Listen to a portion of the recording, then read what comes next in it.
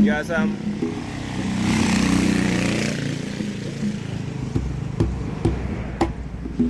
Hey, all right. From the bay, going up, hey, high vibrations high, not me, but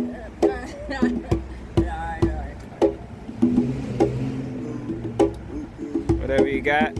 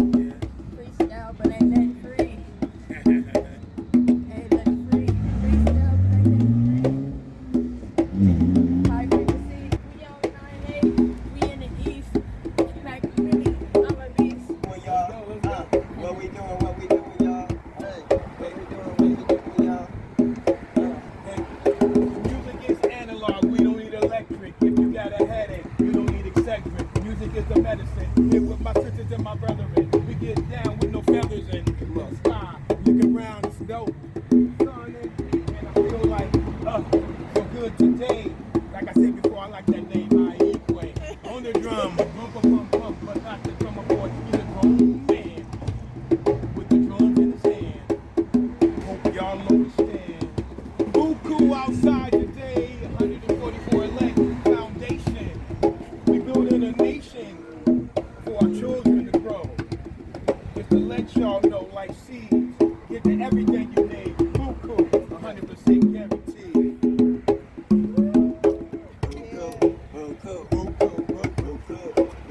Everybody there. Hey, hey, hey. I know you want some. BUCU. Alright, script on the go, real quick with my flows now. Sit my flows down, tag tripping on they toes down. All the rituals that we got me to the whole town. Make a drop down the clock, street, big close pal. Got nozzles like a Glock when it blows out. Moving so fast, take a lot for me to slow down. Living in a cage, in a box, you can't go out. Tripping in the days, but you not when you strung out. No touchdown, can't even get a fourth down. With a fourth clown, you be beat to the floor down like a jackhammer. Won't miss when I'm close clown with the backhand. Quick with my flows now, I'm a drag rapper. From the hill to the strong route where the most crowds respond to the monster to God. Sit up at the top like some cross with a lot, and you sit up at the side, but you hide. Hey. Life over prostitute, but JTI got the essence of your problem. With the way I spit it, so unorthodox to you. But we all got the passion that pop exude, and we wise the fools and cheaters spotted you. And these lines are true, will demolish you. In the mind is true, ideological. They toasted it, they black like a fire spew, and I'm that like shadow when they give me to the scratch. Knock a lie over when I hit them with the facts. Sit them with some sixes like they want to cut some slack. This track ain't nothing to practice a bunch of bad. Do something righteous, try to make it something bad. Dragging in the cave, won't get stuck and stabbed. Make a dash and flash, you gon' run back. But make a dash and bad, I hope you get grabbed like. Yeah. How you doing, sir? Catching all of this beautiful artwork. Yeah, this is pretty amazing. This is main dimension, and you got coloring books. Okay, okay. And you drew each picture?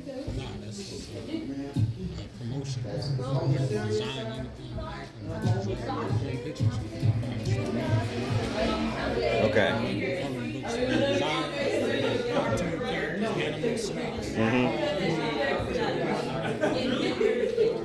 Okay.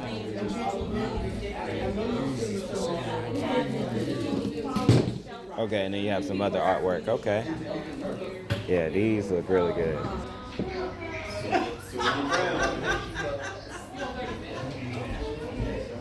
Alright. looks really good.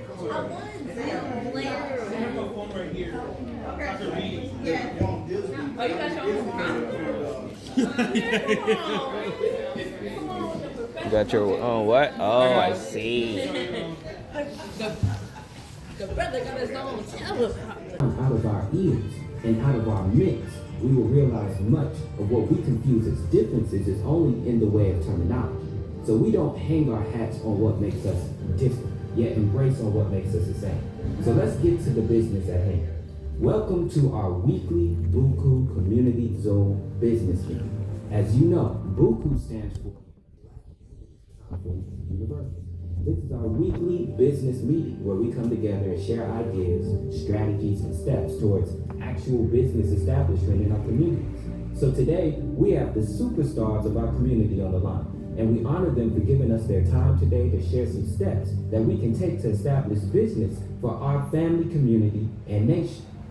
One of the titles of our BUCU team organization is the Black Family Business Network, as we understand that all of God's creation should be recognized as one family, one community, and one nation. However, as we know, the devil and El Shaitan have been busy dividing people. So the Black Family Business Network is just one of the wings under the Black Unity Conference Universal to help our people establish business, specifically on how to get a business license, bonding and insurance, how to get a seller's permit, how to incorporate our ideas, how to get copyrights and trademarks, how to get government contracts, how to manufacture and market our ideas, and how to use networking to accelerate the promotion of our ideas. So without further ado, family, let's get to business at hand.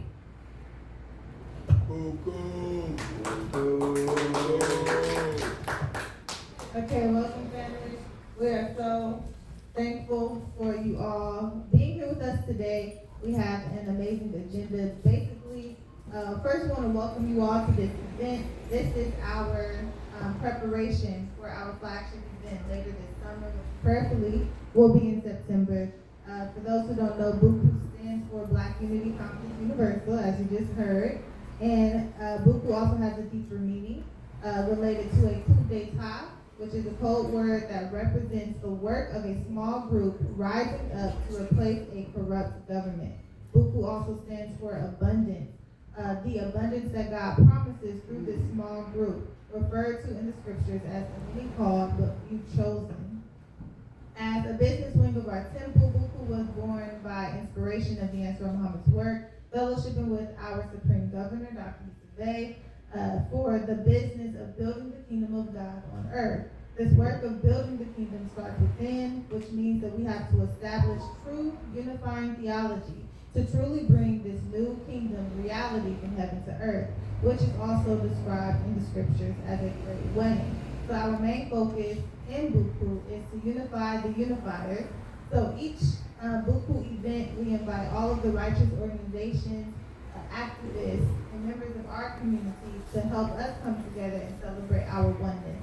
And that's what we want to do. So everyone here today, we basically want to partner with you for our flagship event to ensure that our flagship event, we can invite everyone from our community, our youth, our elders, no matter what theology that they come from, and we can come together and we can unify and we can have workshops and we can educate, we can entertain, and we can grow together.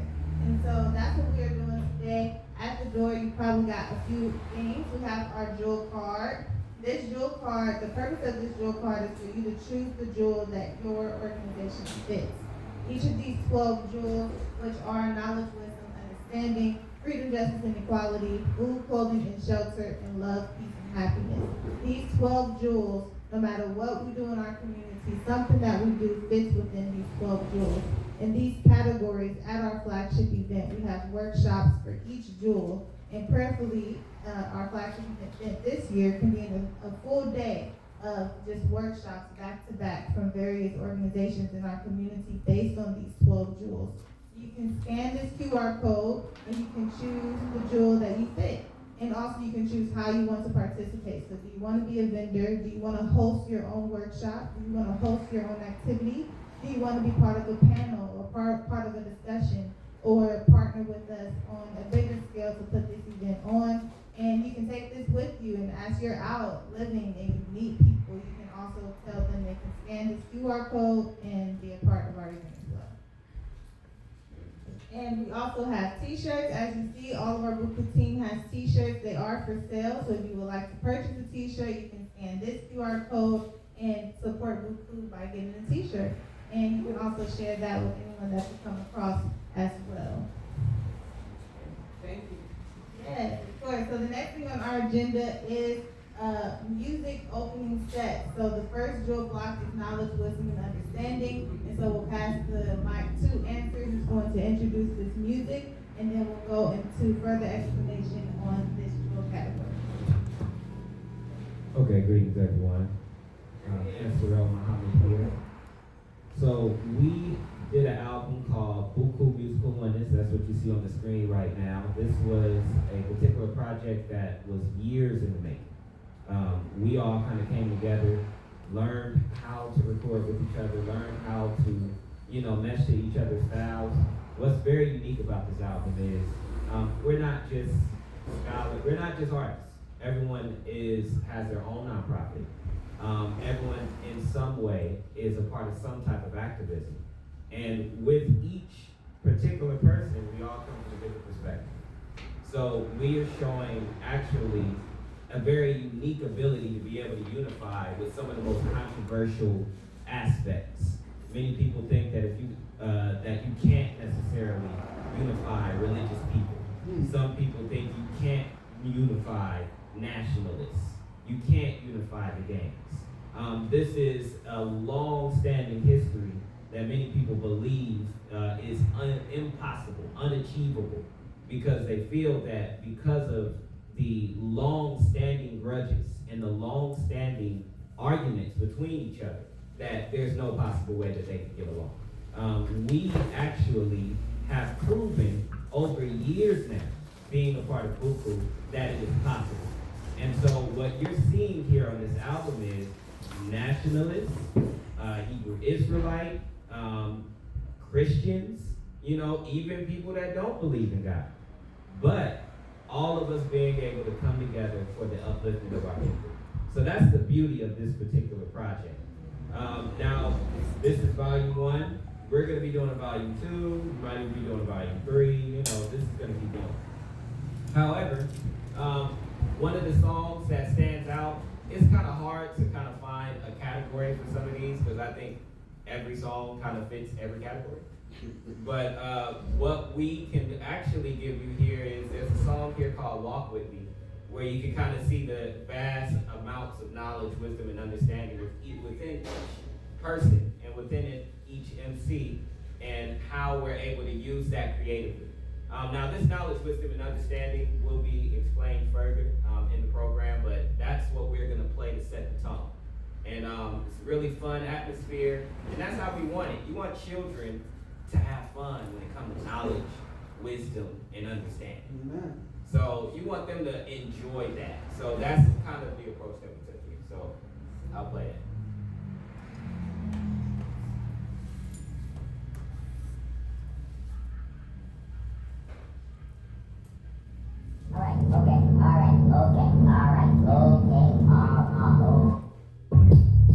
Now walk with me as we cross the dimensions.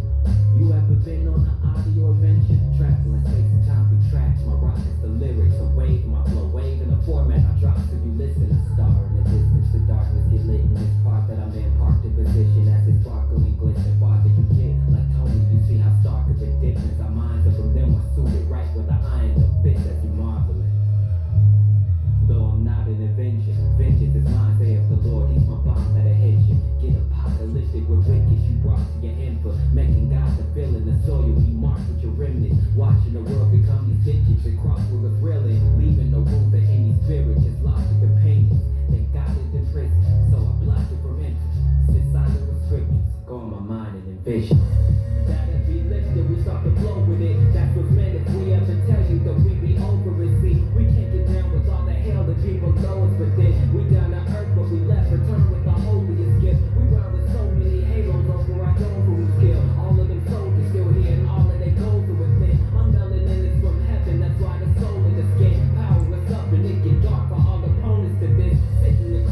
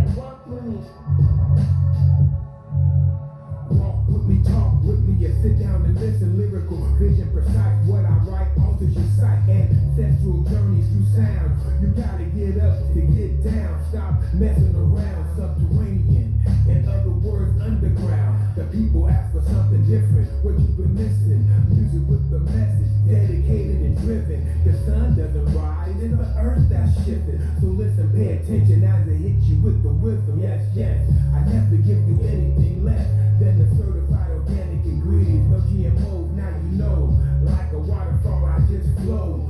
Colder than the sun in Antarctica. All I really wanna do is open your mind and start sparking you.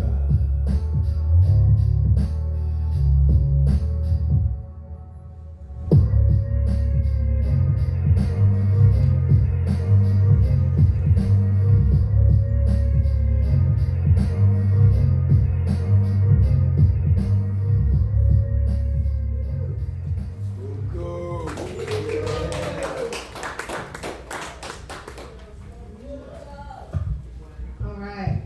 That was excellent. Excellent introduction to our knowledge, wisdom, and understanding jewel. So just to talk a little bit about this jewel, we start with this jewel block, knowledge, wisdom, and understanding, because we understand that this is the foundation of everything that we build for our community. We must have knowledge of self, God, and the devil. We must have wisdom to use that knowledge in the proper context when we're out living our lives, and we must have an understanding. From there, we go to freedom, justice, and equality, food, clothing, and shelter, and then finally love, peace, and happiness. So with this being the foundation, we understand that our people have been detached and distracted from a true knowledge of self for a very long time. And there is a lot of work that we have to do to heal our community, to heal the entire diaspora of the Black people, Black man, woman, and child on this planet.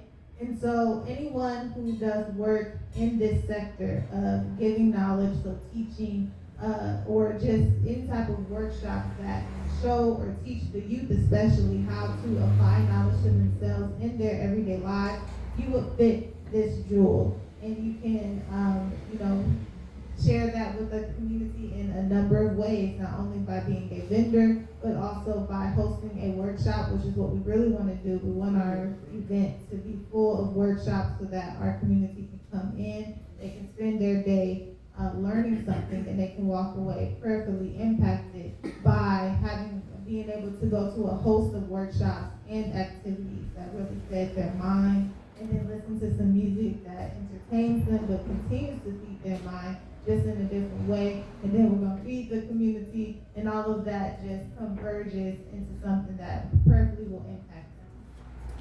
And so that is the knowledge, wisdom, and understanding jewel. And prayerfully, if you even meet someone as you're out, you can express that to them, and you can take this jewel card with you so that if they do fit this jewel, you can invite them to be a part of our September event.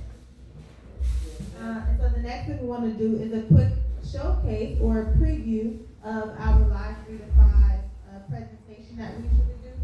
We'll call Angel up to join us.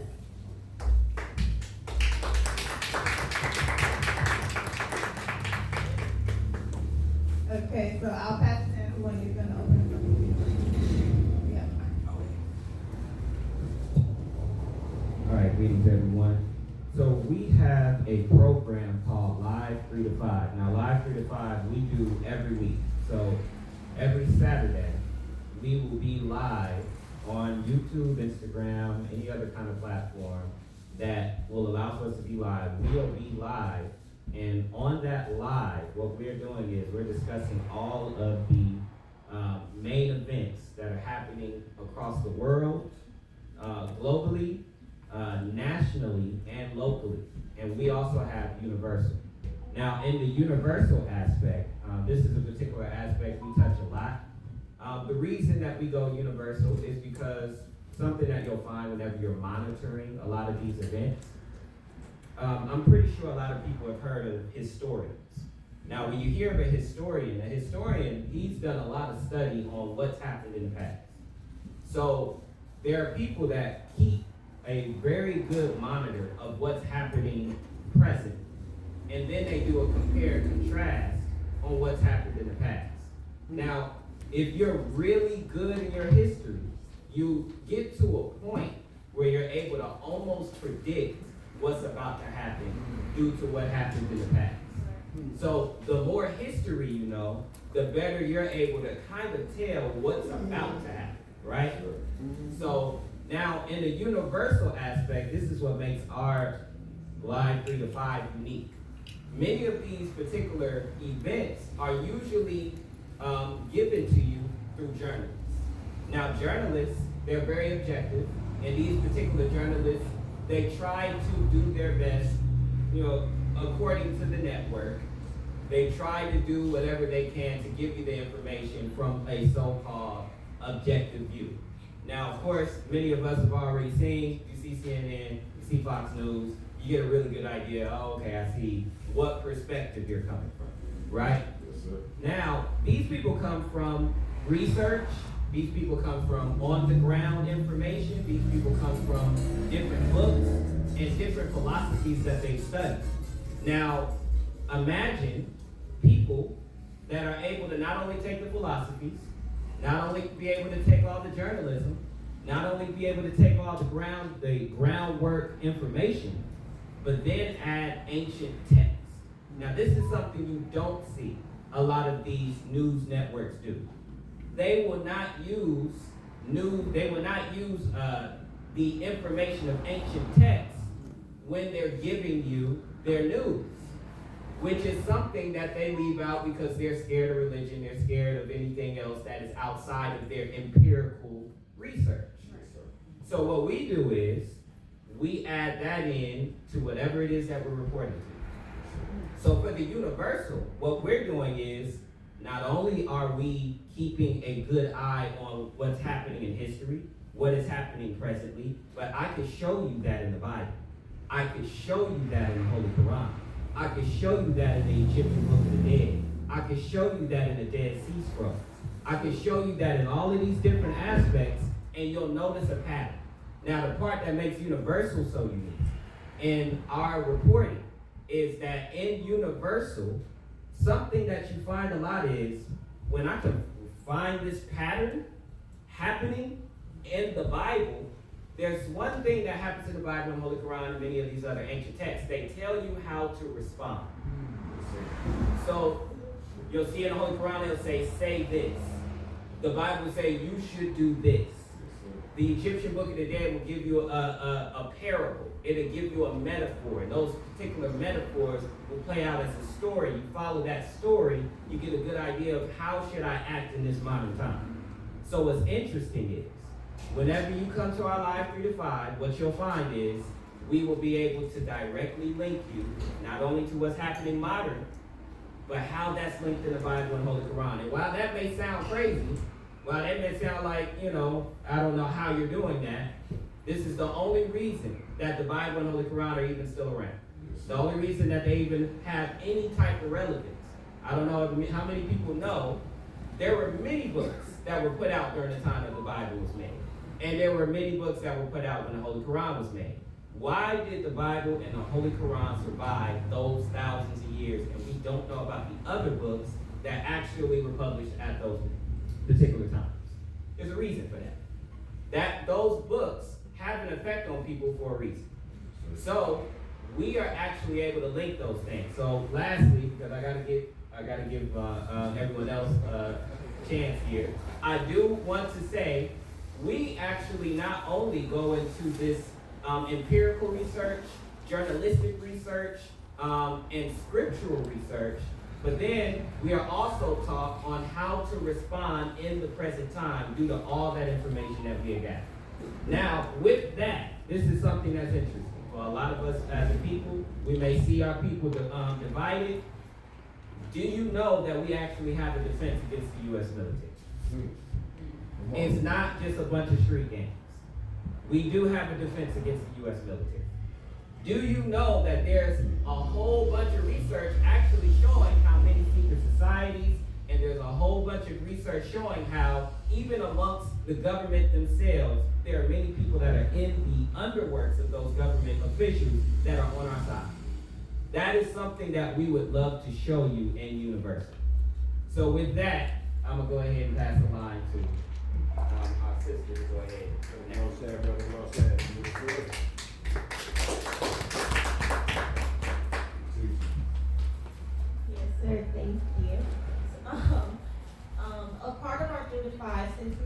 about multiple different event groups. One of the event groups we talk about is global. We know that our people here in America, we can't do a lot when it comes to a global scale of things, but what we can do is always be aware of what is going on a global scale of things. We know that our people here in America mainly came through the transatlantic slave trade, so we always want to keep knowing what is going on in our original home continent of Africa. And so, the main things that we talk about are what is going on in the world on a global stage, so that you can have those facts pretty much laid out to you on a blank canvas, and you can do your opinion of where you think you should be going with your next steps in your life to help everyone on a global stage. And so, at 3 to 5, we bring out those events. We talk about what's happening literally anywhere, mainly Africa, but we'll also talk about what's happening in the Middle East, what is happening in Western countries, in Asiatic countries, all of those, so that you can have a better framework of what is going on around you. Even if you don't want to go to a protest or something, you need to know and be aware of what your country, America, is doing on a global stage. So, especially in Africa right now, there's a lot going on. Because of the fact that Africa is such a resource-rich nation, every single country on the planet wants it. So we have China that is mainly doing a lot of work in Africa. They have been making their reviews in Africa because there's a public review of all African countries to say what is their sentiments about, say, the US, the UK, and China's review from all African countries has been going higher and higher.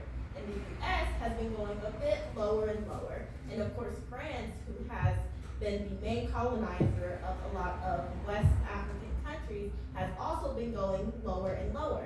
So the French president went to Kenya because they want to get that, they don't want to lose, but they're a very strong hold on Africa. And because of what France is going through from all stages, they're not in good relations with Russia, with anybody.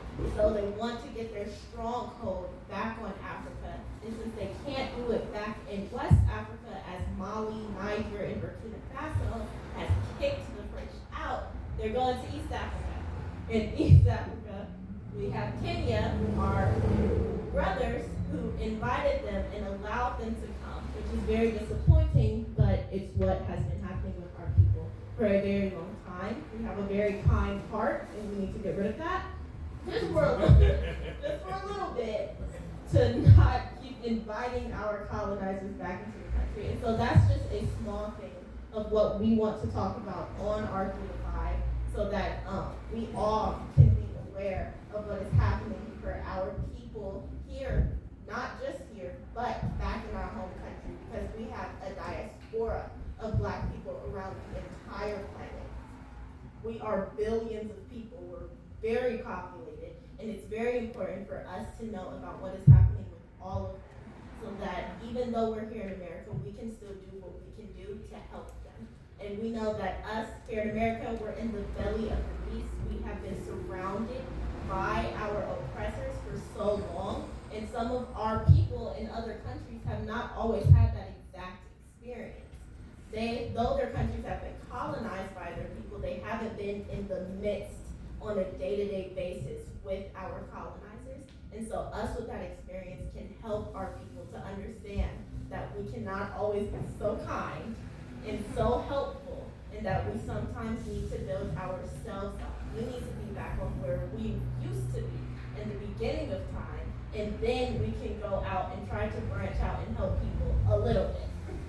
So that is what we talk about at 3 to 5 for our global events, and we will pass the line to our national. All right.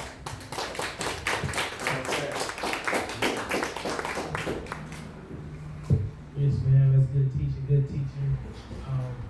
As you know, we stated for next after national going down, after global, it will be national. When we talked about national, is basically what goes on this nation that directly affects us and our people directly. We know that one of the events we usually like to talk about, or what we would have been talking about this week, was how they are trying to get rid of, basically cracking down on homeless people and trying to make sleeping outside in public a crime.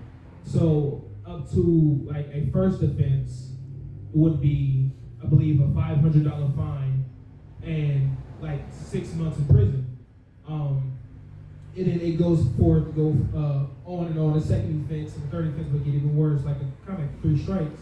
So that directly affects us as a community because, we got people out here who are struggling. A lot of people don't, have the luxury of living comfortable lives. So when we are forced to live outside in tents or cars or whatever, now you're saying that's a crime. So this nation is built against us to fail, but when we do fail, we're punished for it.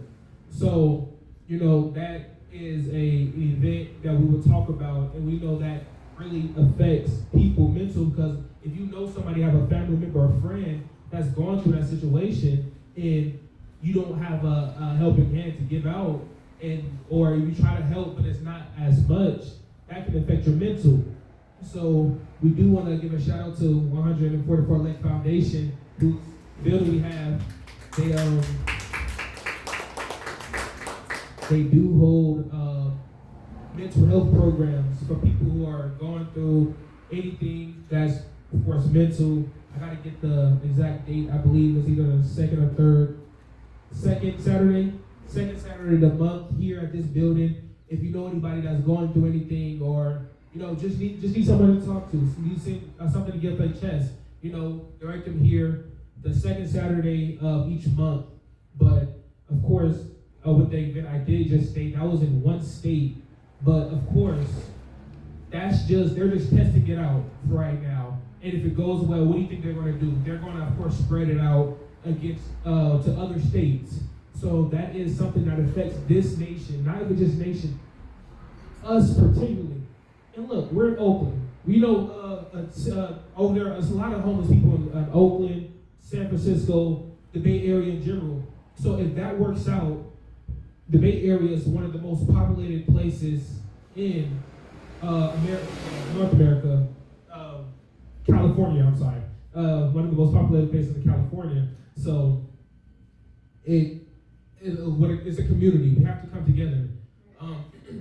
We have to come together. We have to help each other out. We need more events, programs like this to help people out and point, even if we don't have the answers, we can point you in the right direction of, if you need help, go here, go here, go here. So that's why we have to build our community, not just in the Bay Area, not just in Oakland, not just this, across the nation. That's why with BUCU, unifying the unifiers, so we can have connections all across. So that's some of the national event we would have been talking about this week.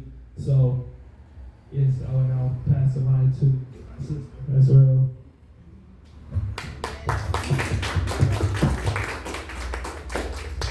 Thank you, Mr. Jabril. Yes, the Live 35 is such a great platform for us because we're doing research and we're learning a lot as we do this research. Our next sphere or next report is a local report. We do focus on the Bay Area because that's where we're from, but this is just any local municipality, policies or things that are going on that our people on local stages. And so some things that we speak about is one, the targeting of specific communities. Donald Trump, when he spoke about sending out the National Guard, he mentioned Oakland. He also mentioned Baltimore. He also mentioned Chicago and LA. And those are 4 cities that currently, until the next mayoral race, the mayors are all black in each of those cities. As well, something to note is that in each of those cities, crime has declined. So crime has declined in each of those cities. However, and each of those cities have a black mayor. However, Donald Trump has mentioned these cities, and our city specifically, Oakland, as a city that he's targeting. And though that didn't happen specifically, we know that when they put things like that out there, it's a plan that's going to be put in place at some point. And so they've already mentioned Oakland on their, basically on their chopping block. And we have to be aware of that. And this relates to so many things because there's a lot of stuff happening within our community that's very suspicious. But some things on a local scale, that being mindful of what's happening with them depicting Oakland as one of the most dangerous cities in this country, which a recent report has placed Oakland as one of the most dangerous cities in this country. They always report about how so many stores and restaurants are leaving Oakland because it's so dangerous. First Friday is in jeopardy because it's so dangerous. This is despite the fact that we all know that First Friday events end at a certain time and other events start well afterwards and not even in the same area. However, the media still portrays Oakland as extremely dangerous, a violent place, and all that does is open the door for this government to say Oakland cannot be ran by the mayor. We have to send in the National Guard. And when they send in the National Guard, their target is going to be Black people. And this stands out to us because Oakland is a hub for Blackness. We are a hub. We always have been. I mean, you go back in history with the Black Panthers, with everything that has happened here in Oakland, here in the Bay Area. We are a hub for thought, for Blackness, for creativity. And they want to stump that out anywhere that they find it. And so those are some of the things that we talk about. We spoke about the flock cameras. We're going to allow our audience, some of you all, to speak as well, because the flock cameras, my sister spoke about the flock cameras, and Africa has told us about the flock cameras and how those AI can also be designed to be racist and to target specific communities. And so on Live 3 to 5, we not only want to research these things, we want to share these things with our people, but we also want solutions because we don't want to leave the room feeling terrible, defeated, and like we're basically just a target that we don't have nothing that we can do. But there is so much that we can do, not only with our unity, but with education, with turning inward, with something similar to what Aunt Rose said, and just focusing on our community and not always being so open to allow other people to come in before we even have established our unity, and that's something that's very important. And so on Live 3 to 5, those are the things that we speak about. And I'll pass the line to Sister Shahida because we want to invite all of you to come to share your perspectives with us. Because of course we have one perspective because we're Muslim. We're strictly Muslim, high culture nation of Islam, but we want other perspectives. There are so many people in our community. There are so many people in the diaspora, and they're right here. We don't even have to go far. We can just, reach out to some people down the street and get multiple perspectives. And we want to talk about these topics in unity, but with those multiple perspectives on the line. And so we want to invite you all to come and talk with us about some of these topics, whatever you're interested in. We spent a whole week doing research into the Bible and the Holy Quran, history, because history is best to reward our research, and then we get online and we talk about it. And so Sister Shahida is someone that we have invited to speak with us and share her perspective with us. And so we are going to pass her the mic. Okay, peace, assalamu alaikum, family. Yes, ma'am. I just want to open in the name of Allah, the beneficent, the merciful, our bear witness, there is no God but Allah. I want to greet you all again, family, the words of peace of assalamu alaikum. And I want to thank, the Live 3 to 5 family for these few brief moments to speak. Thank the 144 Elect Foundation for this wonderful opportunity, space for us, God, under the Most High God, to come together and put this together. One thing I can say, there's so much I can say about the Live 3 to 5 because it's so much that's covered, but it's even the things that people might forget to speak about, like even like when we spoke about Brother Dominic Jr., about him graduating with every college he applied for, he got accepted. He had no rejections. He graduated with a 4.0 GPA. I'm connecting with his mom right now. I'm trying to see if I can get her for the September so he can Dominic. But I think he would be gone by then. But I thought we were going to do it. But it don't matter. We're going to put it together. It's just we speak on that, and then just because people might think like, well, it's social media, it's the news, but people the minds are like really one-track minds right now. A lot of people are not paying attention. So yeah, it might be on social media. Yeah, it might be in somebody's face, and they really don't know what's going on. Even something as little as like, I went to a store one day and somebody was like, oh, one of the cashiers was like, I'm sorry, I have to round it up. We don't have enough pennies. I was like, oh, it's understandable. They've been stopped making pennies in 2025. She was like, what? They stopped making pennies? What? Like, you know what I mean? Like, it's just a lot of people don't know a lot of things that's going on. So when we get to share this information, not only just share it, but we let you know, like, hey, this is connected to this chapter in the Quran, this chapter in the Bible, because some people don't even know that. They think because we're Muslims that we only just read the Quran. They don't know we read the Bible. They don't know that we identify, we respect all of the prophets. All that's a whole nother story. But this is the whole point of this, showing everybody that there's no such thing as a box. You know what I mean? Unless you create one. There's no, the division that's there is because of this enemy. I'm sorry, I have to say it. Enemy. What do you want to say? Devil. I was just going to say this enemy. Tell the truth. Yeah, tell the truth, shame the devil. And I don't want to speak too much, but I'm just so grateful for this because, I mean, I remember one time I was getting off the, I was just looking on the live on the 3 to 5 on the YouTube, and someone they wasn't being funny. They just heard what I said when I was quoting the Elijah Muhammad when he was telling us to come out of her, come out of her being this devil's world. And then someone has made a comment like, come out of her and go where? And I'm like, in my head, that's a great question. That's a smart question. You know what I mean? But that's the point. We want to be thought-provoking. We want to get people to understand there's more that's going on that meets the two eyes. And we start talking about that third eye. And I know some people think we're talking spooky, but that's just what's within us that this enemy puts to sleep. But I'm going to go ahead and pass this mic. Yes, ma'am. I do want to say, I know we got tight on time, but I did fall for that. I didn't even know they stopped making pennies till earlier this year. I went to a store and I was like, we're short. They didn't have much pennies because of the stop production. I put up my phone real quick. I was like, what? So that is something, we always got to stay on something that happens. Of course, that's in America, but I didn't know that until recently, so that is important to stay informed of small things, because small things become major later on. You don't know it, so always stay informed.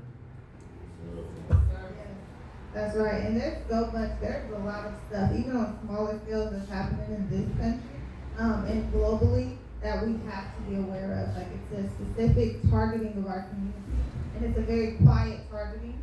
So we have to remain unified. I think that's the biggest thing, is that we have to unify. We have to make sure we're walking our children to school. We have to make sure we're looking out for our women. We're looking out for our men. There are a number of grown black men just missing, vanished. And I don't believe that that's normal at all. There was a black woman who recently in North Carolina, she was approached by a white man who, he acted like he was a police officer, handcuffed her, and was just driving her somewhere, but she was able to get out of the car. But then you think about the many young black people who just vanished and showed up, chopped up in the woods or something, or hanging from a tree, which happened just a few months ago. And so you think about, how is that happening? Well, maybe that's one of the ways, people impersonating police officers, or people, you never know what they're doing, but this specific targeting of our community, that awareness is important so that we understand the importance of our unity, and then we can stop the mindless bickering based on the fact that you wear pink and I wear blue, and whatever the case is, we can stop all of that and we can come together over the fact that we black and we are being targeted and we have to come together.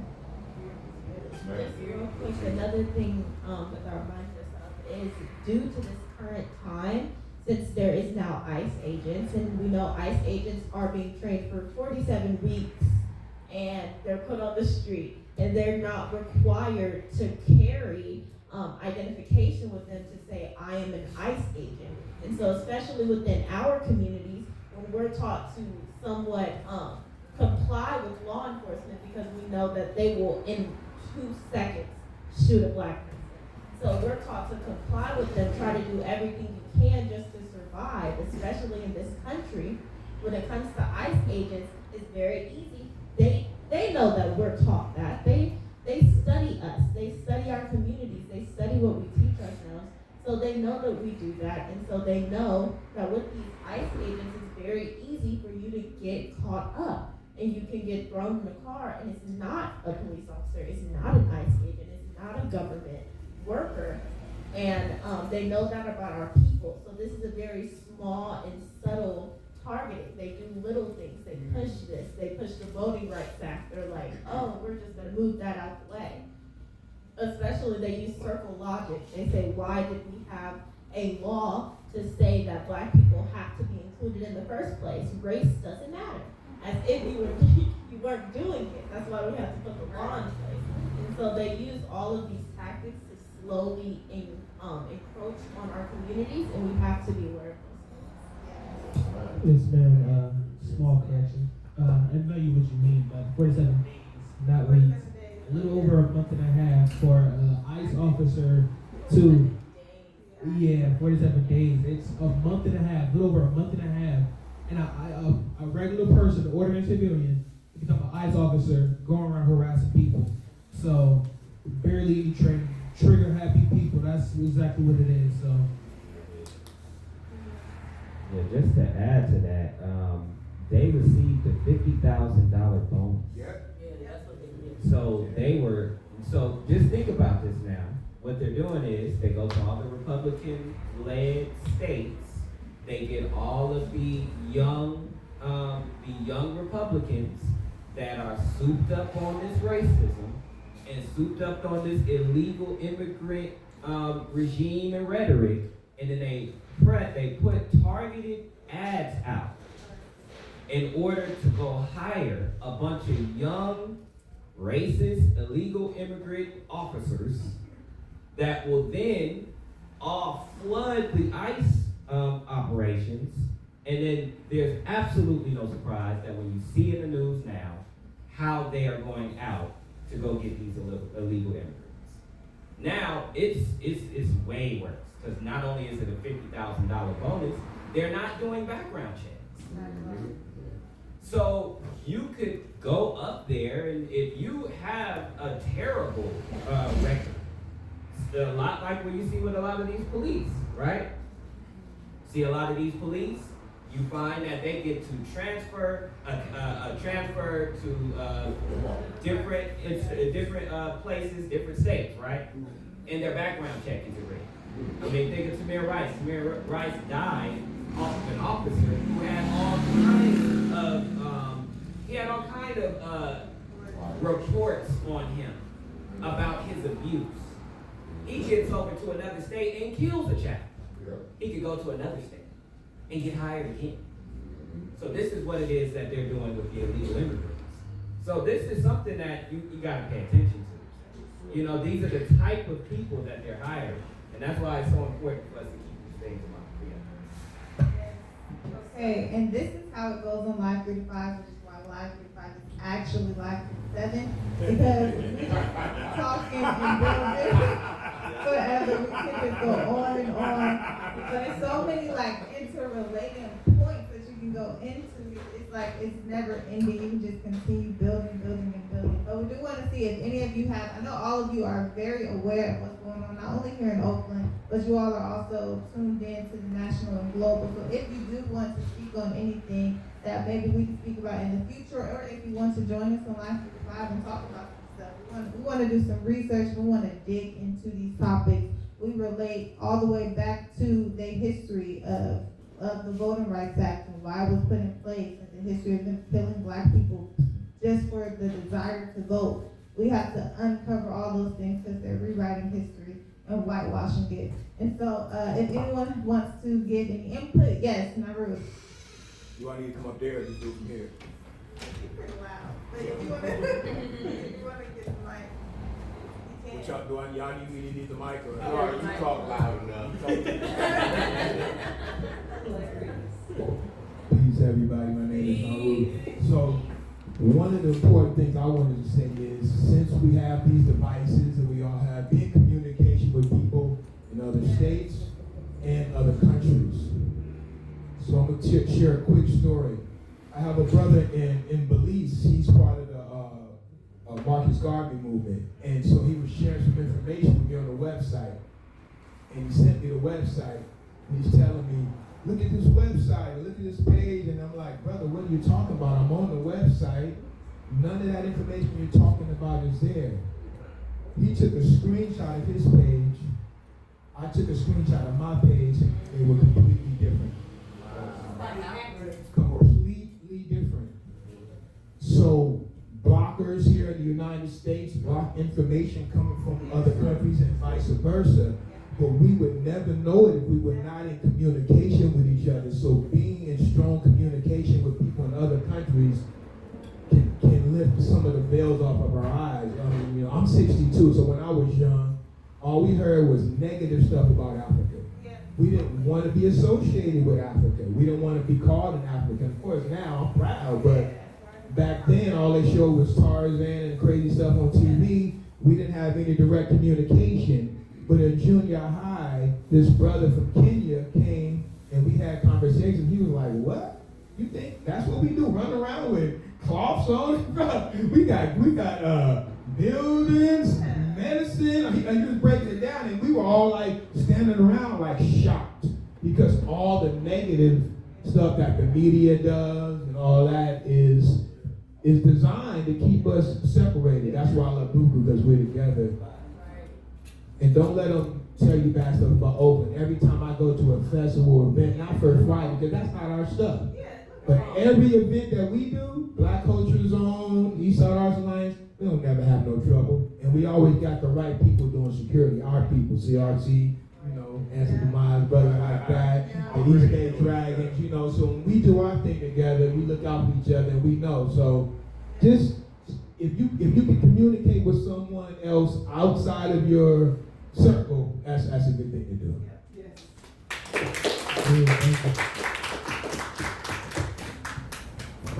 That's excellent. And that reminds me that we are occupied.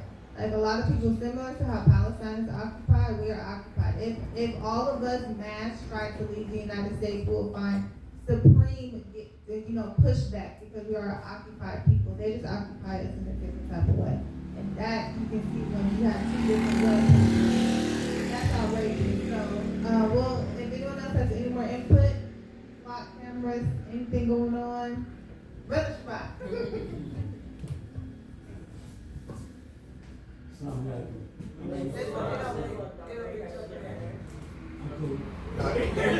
they recording, so they want, yeah.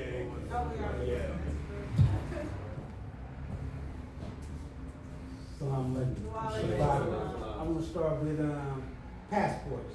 If you don't have your passport, get your passport now. Because their president, Trump, he already put a block out on it with Ibrahim Traoré. He had to change his thing about letting people come over there because within the past, 8 to 9 months, he had over 26 attempts on his life. Because they don't want him doing what he's doing, welcoming us back home. Right.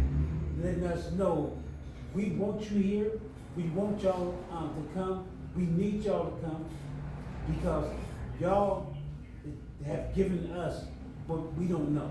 They've given us what we don't know.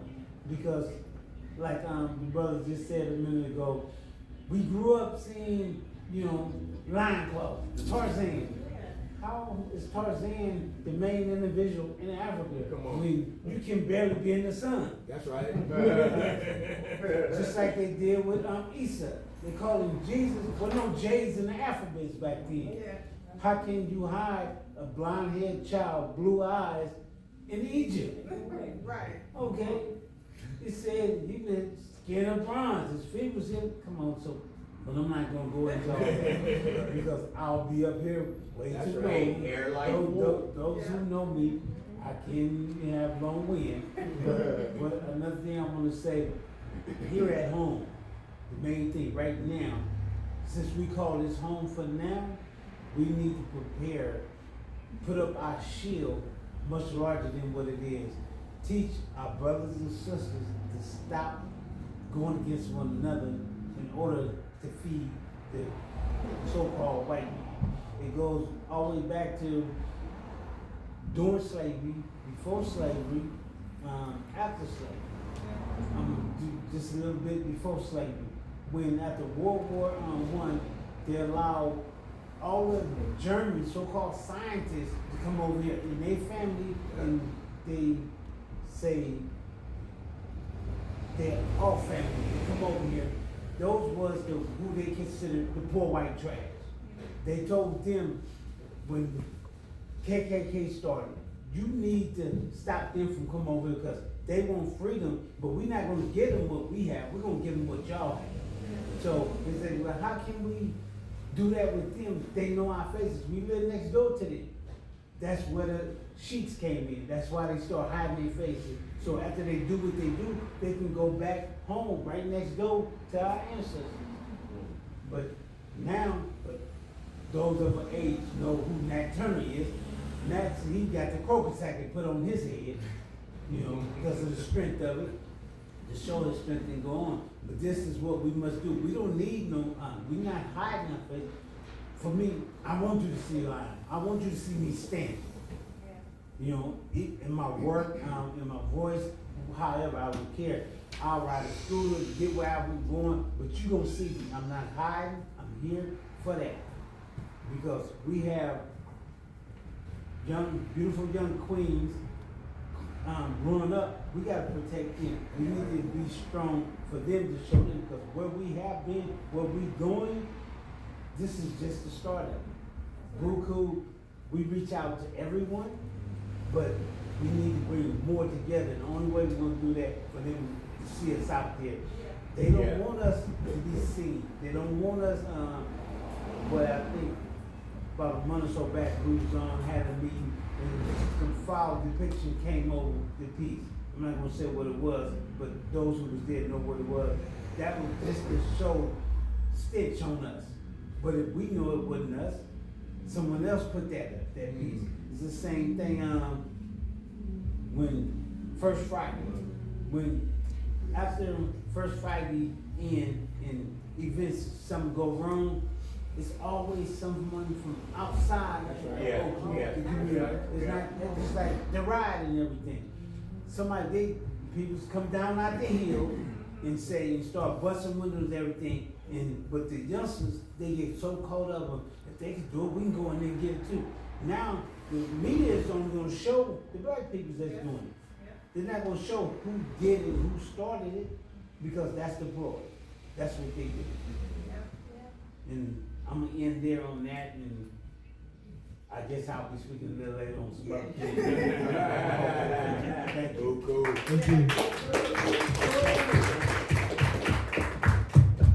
Yeah, thank you, Mr. Rock. That's excellent. When we uncover on Live 35 everything that they are doing in Africa, like they are diabolically plotting on Africa. And they have been for a very long time. But when you really start digging into how they speak about not only the continent but the people, you really realize that you should feel nothing. Is this crazy? You should feel nothing. You should feel nothing about the idea of South Africa kicking white South Africans out. Nothing. Get them out the country, strengthen the country, and move forward. But yeah, the diabolical plots are plenty, and we have to be aware of them. Very quickly, because I know that like our brother Nauru had talked about how the rhetoric about Africa. One thing we know is that though there are those blockers on our internet and stuff, there are ways to get around them. There are shows that your children can watch, that your children can see, and you can also create yourself for that. Because I know me growing up, those who know my father, I was not going to be watching that. Definitely was not going to be looking at that. So I never heard a lot of that negative rhetoric about Africa because of who I grew up with. And so I was watching a load of cartoons. Some of them were in different languages, some were in English. But it shows that there are ways for things that our children can watch that can better help them in their growth and development to be more pro-Black. Because I know that I grew up very pro-Black in our household, and so there's ways for your children to be very pro-Black as well. Yes. Thank you. All right, so this portion, huh? You want to share? Okay. Oh, yes, okay. Okay, so we're going to wrap up this jewel. So this knowledge, wisdom, and understanding jewel. If anyone here thinks that you fit that jewel, let us know. Again, scan the QR code here, and you can tell us exactly how you want to participate in the flagship event. That is whether you want to be a vendor, participant, host a workshop, host an activity. You can host your own panel. We'll give you a whole hour, and you do your thing during that hour, and that's what we want you to do. You can promote it and everything. That's the type of event that we want to have. Full day, the community just comes and they can just have their pick. You have your pick of all of the beautiful jewels. Whatever you want to go and participate in, please do so. And so we are going to go to the next jewel block, which is freedom, justice, and equality. Okay. And we are going to begin with a music transition and then go into the jewel presentation from Esther Devon.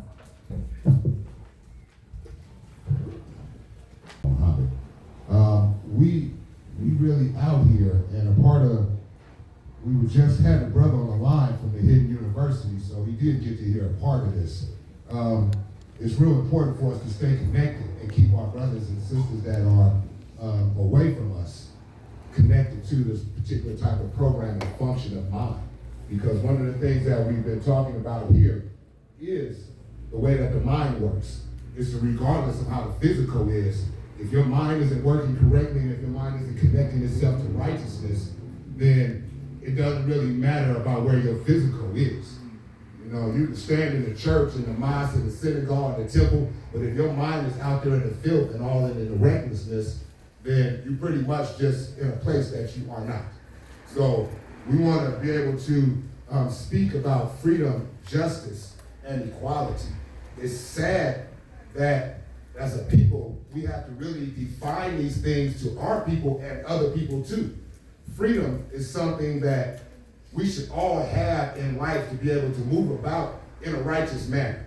Now, not freedom to dog people out, not freedom to steal stuff, not freedom to cuss people out in the wrong way, not freedom to harm people in any kind of negative or treat them in a bad way, but freedom into moving in a direction that's positive for us as a brother, a sister, a husband, a wife, an uncle, a nephew, and the children that are in the world. We want them to be able to move towards righteousness without hindrance. And a part of that is in this world, we know that this particular, I don't know how the sisters get out, but I don't really care. I don't got no friends. So these devils out here, you know, I just call them what they are. They real devils. I don't put no color on that devil, you know, because we know the devil is described to a mindset. And when we look at how that description is, we don't have to wonder about which people that actually goes to. But at the same time, as a people, we are following because we have the freedom to follow behind them and be their victims and continue to be victims of what they give to us. That's the problem. So when we speak about freedom, we want to make sure that we really know that that freedom is more of a mindset to be a part of what God's program is. Everything else is short. Everything else is in the mix and like a category within it. If we're not doing God's work, then what are we doing? You know, and as far as justice goes, when we talk about justice, there's a lot of people say, oh, just us, you know, we deal with the problems that we get. But in reality, the true justice that we really need to be really concerned with is justice among self. We can talk about how white people treat us. Great. We know how they treat us. We know what they want to do to us. They got prisons for us. They got terrible schools for us. They bring terrible food for us. They give us terrible neighborhoods. They take away all the corporations out of our community so we have terrible jobs. You know, they make sure that we are given certain kind of mindset so we become terrible fathers and terrible mothers, when in reality our nature is against all of that. Our nature is to be righteous to our children, to love them and bring them up and hold them in a way that's bringing them towards closer to the righteousness. I don't know no people that's not warped, that's not teaching their children about righteousness. If you teaching your son he a pimp, you warped. You got problems. My son gonna be a pimp. Yeah, because, you know what I'm saying, my son gonna, he gonna be playing. My daughter, oh yeah, she's so fine. She gonna blow all these dudes' mind because she looks so good. That's a warped mindset. Because we're not teaching our children, our little girls and our little boys, that one day you're gonna be a mother of society, whether you have children or not. You still gonna be a mother in this society. You're gonna be a father in this society. And you have to be righteous about how you get down with your own kind, how you treat the people that look just like you. That are here, Answer Demise is one of them, along with Answer Africa. Uncle Hess, Mama Carrie is an honorary board member. Now Ruth Panaz, Sister Shahida, we have Answer Muhammad there in the back. Young Answer is an honorary member. Brother Shabbat is an honorary member as well. And we have local members that have been with BUCU for a long time. Oh, Imani Hanif, BUCU board member. Sister Francine is a member who's been with BUCU for a very long time. And so we're just continuing to build and grow, and we're going to continue to do these events. Before I sit down, I have a beautiful young lady with me, and please. You want me to come up there? Yes, ma'am. What's up? I'm going to speak for a moment on breast cancer. First and foremost, let me start with this. A lot of brothers don't understand that we can get breast cancer too. Right. Many different cancers. Okay, I'm not a doctor. I don't play one on TV either. But young ladies, and you get breast cancer a lot faster than males do, a lot more, and there's an attack on you guys. The hospital, it goes back even before when they did the syphilis in Alabama on blacks. They was doing tests and operating on our mothers and our sisters without anesthesia because they say they don't feel pain, which was a lie. Yes, and it's crazy. It's still going right now today. One of the reasons I believe they said they didn't need anesthesia because in the homeland, we didn't have that. But they had herbs that they could eat on, chew on, before they even give birth. So that killed the pain. And my thing, I was made aware about a few weeks ago, about a month back, that there's a correlation to abortion in breast cancer. Blew my mind, really. I didn't know that. And the person that brought it to me, I'm going to put the mic in her hand so she can give what I don't know and get some more what I want to know from her. So I'm going to pay my homage to this queen. I'm not sure how you want to be introduced, so I'm going to let you do that. Thank you. Thank you. My name is Wilson, and I'm a singer, and I like to start this with a song that the Lord gave me in January before the Walk of Life. He put it in my mouth that morning, and I just want to share it with you. Do you hear the voices of the children? Can you hear their silent screams? And you hear the voices of the little ones crying out to be received into a world where they have purpose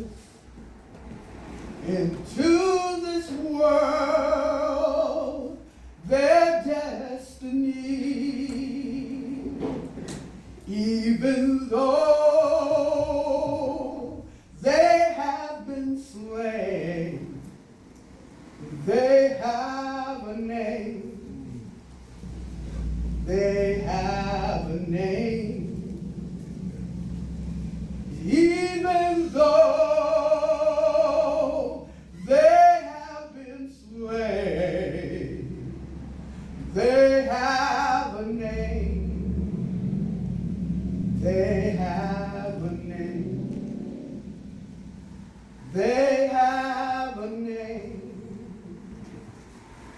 They have a name. So I am a victim and I'm 68 years old. And back in the day, in my 20s, they were just starting this whole abortion issue, calling it a blob tissue and all these other things that they wanted to do to blind us to the fact that there was a human being being developed inside. So it's a lot of women that went through the whole abortion thing, and the abortion, the whole situation, I don't know where you guys are at on it, was brought, you know, at the end of slavery. I mean, literally, they have been trying to wipe us out ever since then, one way or the other. Genetics, genocide. I mean, there's just been so many different ways. Population control, forced sterilizations, all kind of ways to stop us from having our children in the black community. And the thing is, we're talking about breast cancer right now, but the breast cancer rate went up when the abortion rate went up. When there is a disruption in the cycle, in the normal, natural way of the way the body is supposed to happen, when there's this thing that comes in and rips out and kills our children. Near us, even the Jews, they don't even put out that there was Africans and Asians in the Holocaust. But before the Holocaust took place, we have lost more in the Middle Passage than what was taken in. Not only that, they practiced in the Germans practiced in Africa the Holocaust before they did it. Yes. And with that said, think about it. How did they perfect it on us? Okay. They still perfecting things right now and use against us now because we allow them. We have to get out of the me theory and teach the younger ones.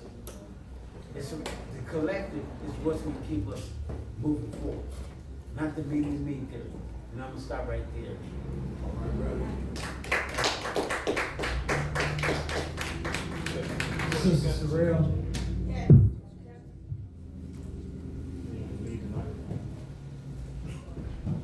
That's good teaching, bro. We need that. Yes, sir. Yes, sir. Thank you. I just want to add on euthanasia, when they're killing us off of our seniors and our elders through the medications. They call it pain management.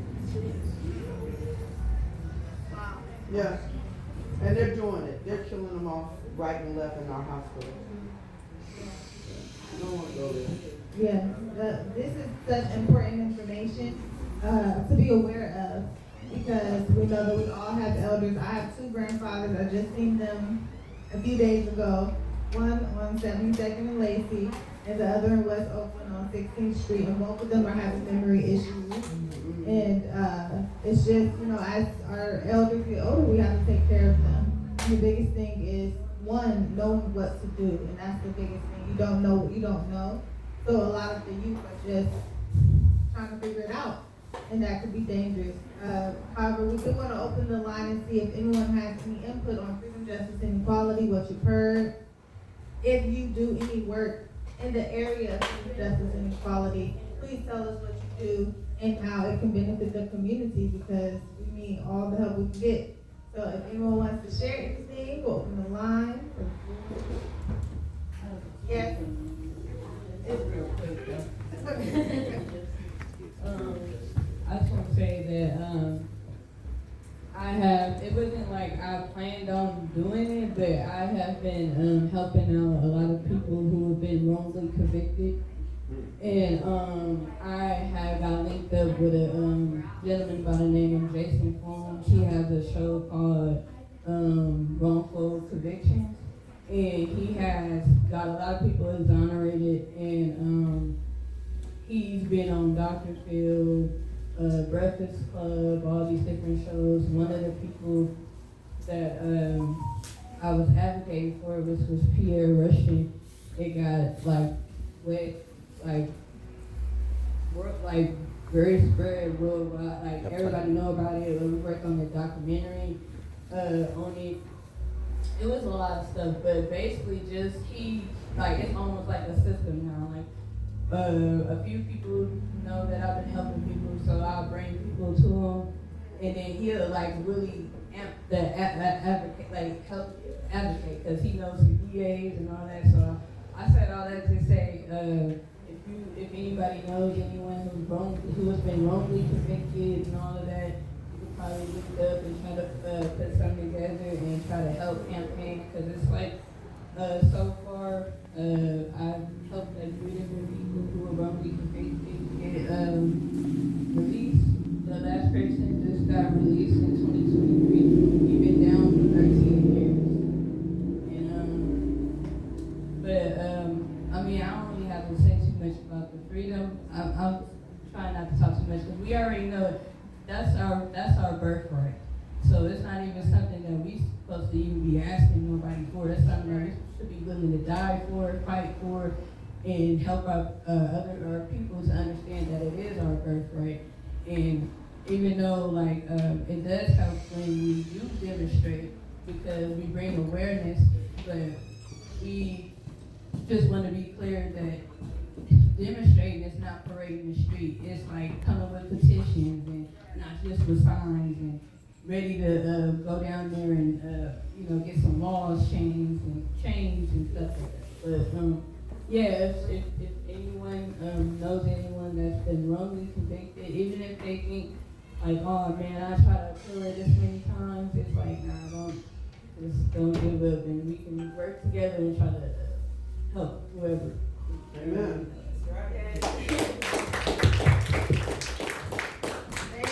Say it again.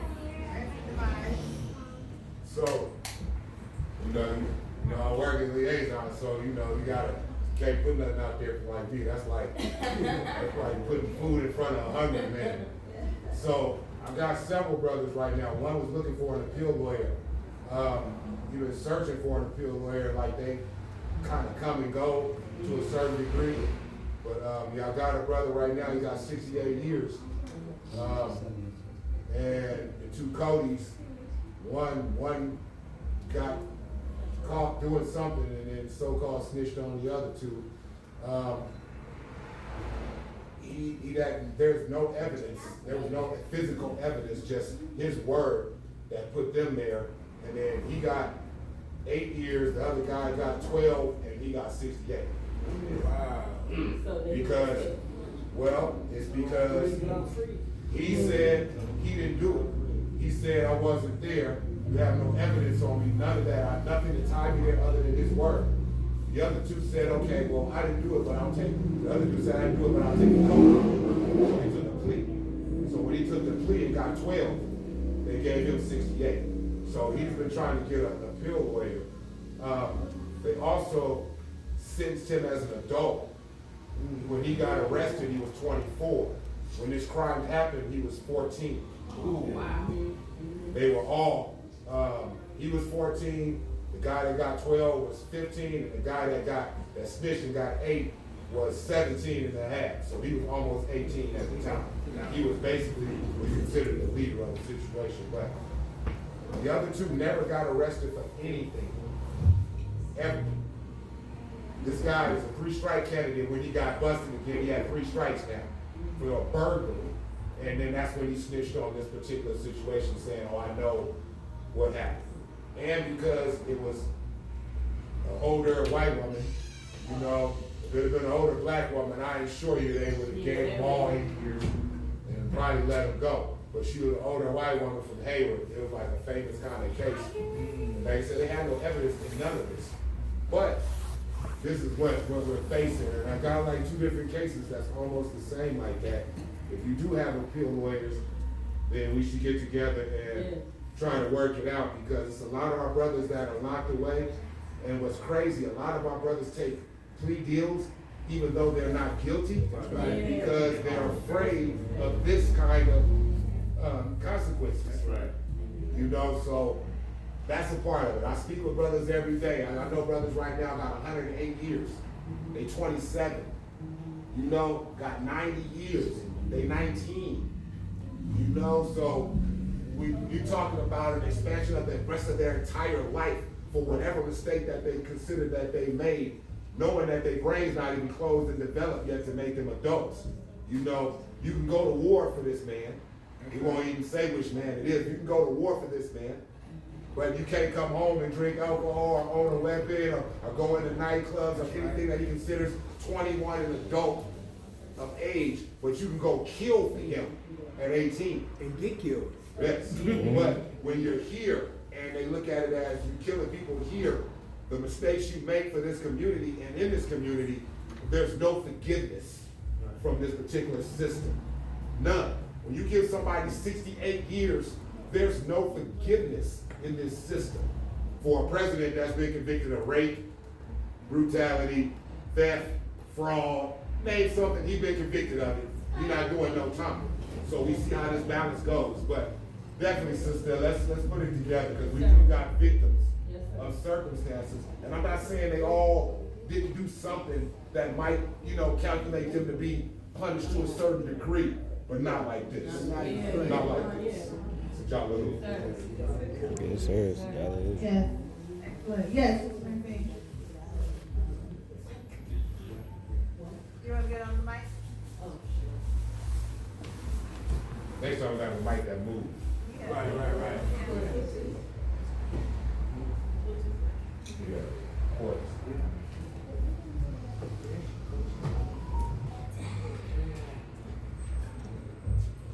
So I trained at San Francisco City College in the Polish one.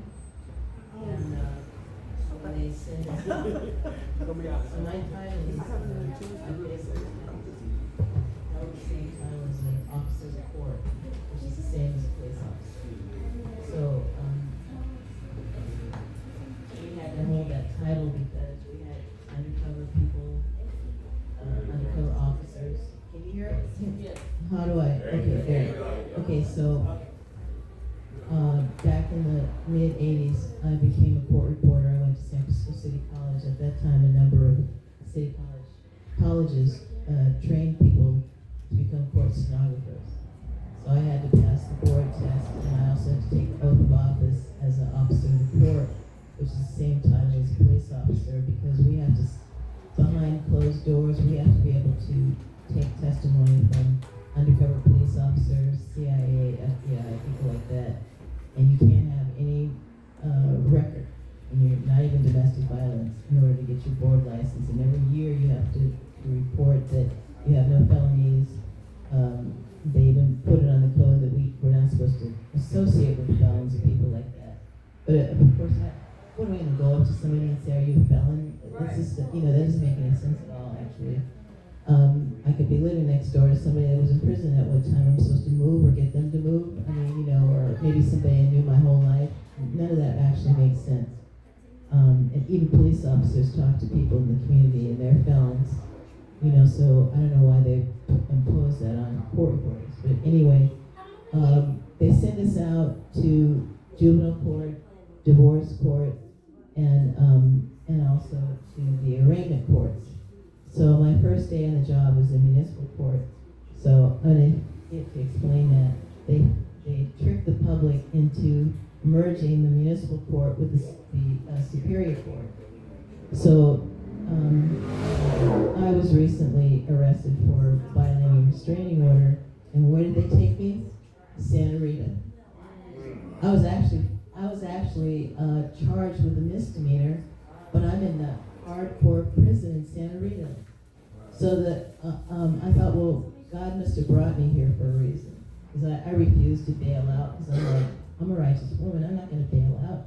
That's the first thing they take you to a room with all these bailout people. And the county is making money off of that, a percentage of those bailouts.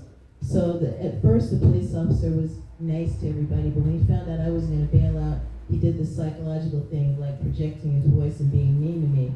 And I thought, this is all a game. When I worked in, the charges were dropped after a couple of days.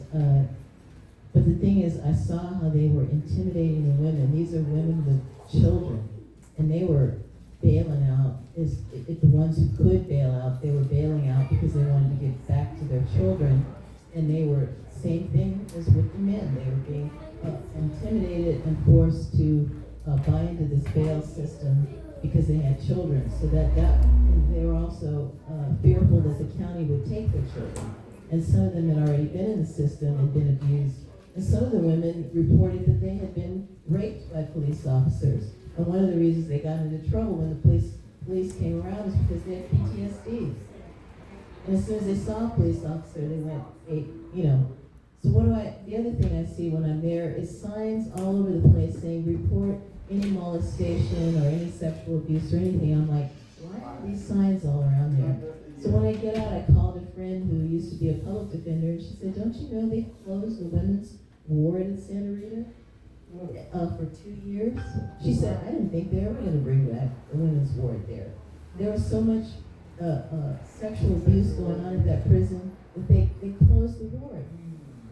I had a female police officer on the way out when I had to change my clothes that left the portal open, and she was viewing my naked body. She was a pedophile. Or not a pedophile, but like a pervert. Yeah, she was a pervert. I saw the look on her face, and she was, so, and they're like, report everything. So how am I going to report this woman?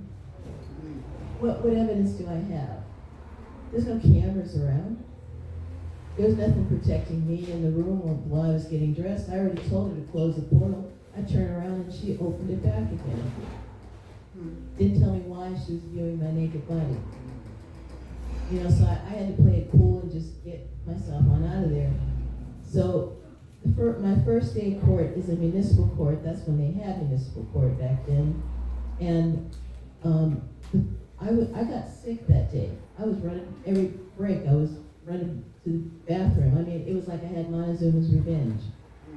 The reason why is because I immediately saw that they were a white man charged with the same offense as a black man, and they would give the white men misdemeanors. They would immediately reduce their charges to misdemeanors. I saw no black district attorneys. I saw only white district attorneys. And the public defenders were just pushing the pencil. They just wanted to get rid of their caseload. They weren't trying to help these men. There were men that had jobs. If they didn't plead no contest or guilty, they might be fired and lose their jobs. And I could hear them talking because I'm close to all these tables and whatnot. And the thing that was shocking to me is these are high crimes that they were charging the white men with, and they were reducing them to felony. I'm like, for grand theft of a misdemeanor, but a black man, making them face the charges and have to go to trial and go through all those changes. So I thought, I was not prepared for that. It made me sick. I saw the reality of what was the underbelly of our society, of what was happening. The other thing is a lot of serious crimes that were being committed, they were never on the news. They were never on the news. And then I started looking at the pattern of the news. So there are people that get, even though they're different stations, they meet in committees and decide. I thought, why is it every channel has the same report, crimes reported? That's because they meet in a panel and they decide. Okay, they decide what's going to be reported and what's not going to be reported. They make an agreement. So it's not no independent news channels. These are white people deciding what they're going to corrupt our society's minds with, and the idea is to supposedly make the public feel safe. But after a while I realized I might be the last kind face of a young black man being sentenced on 25 years to life. And so I started praying, and, and a court reporter can't show bias to anybody in the courtroom. But I prayed that God would give me the face of peace and kindness, that I might be the last. And a lot of times I was the only person in the courtroom, a neutral person. And sometimes they would look at me, and I made sure not to look at them in a demeaning way. But no matter what their crime was, not to put them down. That was none of my business. But it was also my business to give them kindness and pray for peace for them. So we need to change these laws. We need to get back to municipal court. We don't need to have the general public going up to Superior Court on the higher crimes. That means what they're doing is they have criminalized all of society. Even for a little, whatever, you ding somebody's car or whatever, that's a misdemeanor too. You get thrown in jail for that? No. All right, that's all I have to say.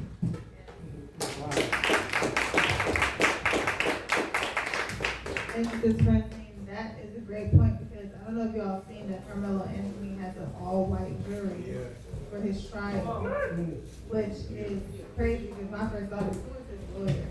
Because the first thing you do is get that thrown out, change the district, the jurisdiction, something. But he has a white judge and an all-white jury, which means all we can do is pray, because we don't know what's gonna happen there. But we are at the time of our intermission. I see people getting their plates, food. I'm about to get my plate. So we have an intermission. We will begin with the next 2 jewel blocks at 4:35.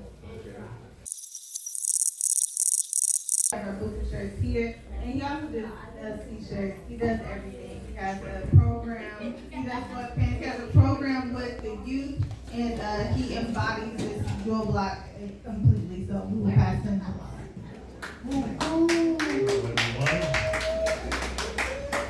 So in the scriptures, Jesus speaks of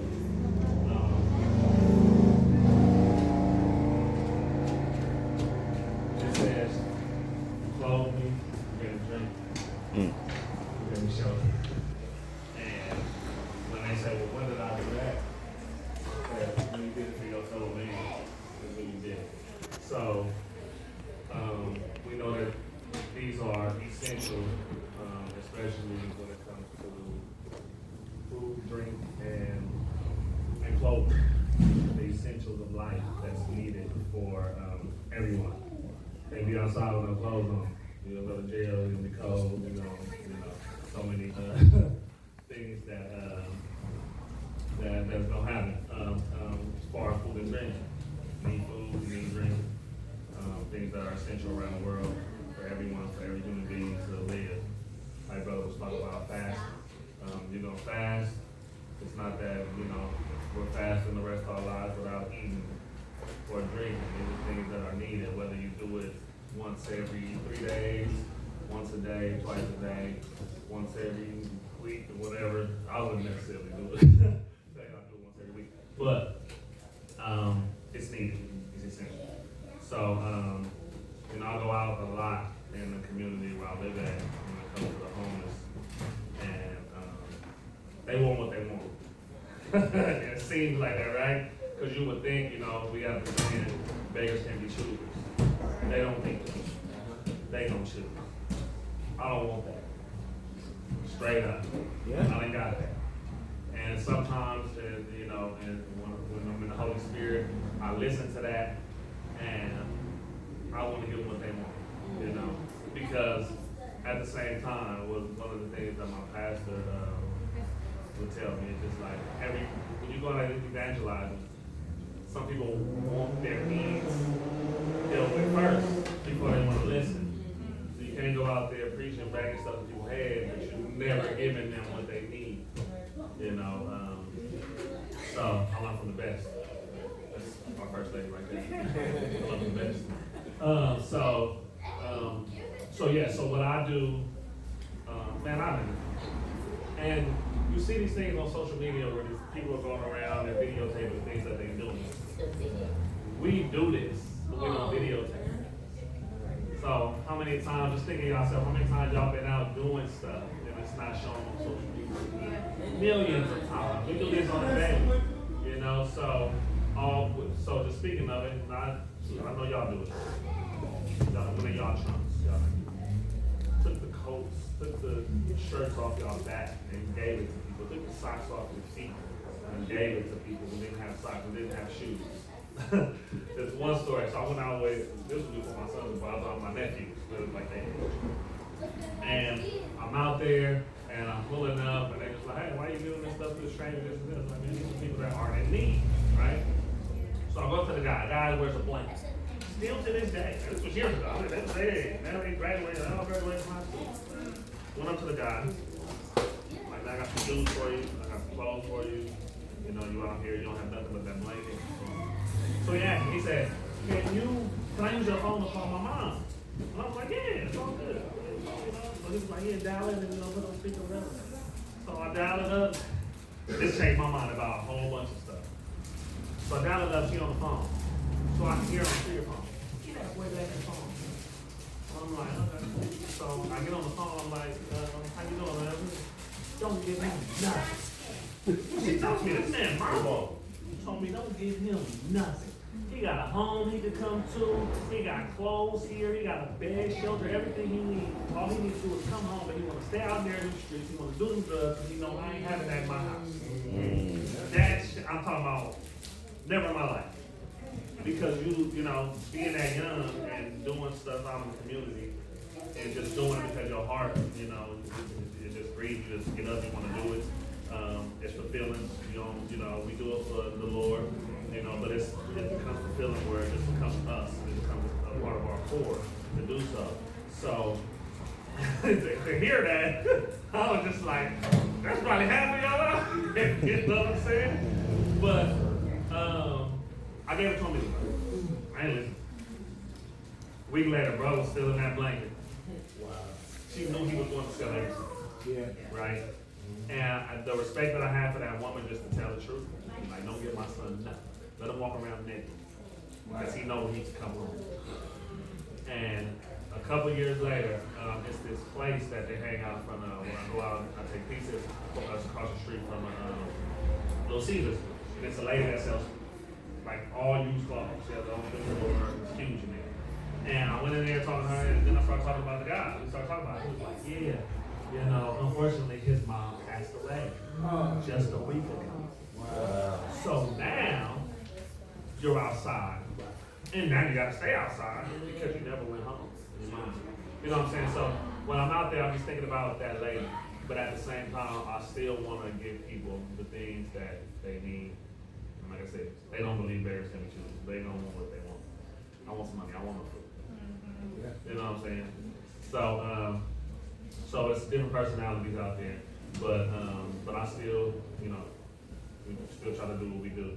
But just saying that, even starting a business, even being out there helping them have it, you got your ID, do you have, you know, the information that you need to, you know, you want to start a business, out there making a shirt with your logo on it, create your logo, this and this. A lot of them just don't want to do it. They want to live under the radar, you know, and they don't want their IDs, they don't want to go in there and even share their information and everything. So, but I still go out, and we do a lot of stuff in the community. We do a lot of stuff with the kids. And we know for sure when it comes to the kids that it's needed. All of them want to be fly. Y'all need a chair. All of them want to be fly, and they want what they want.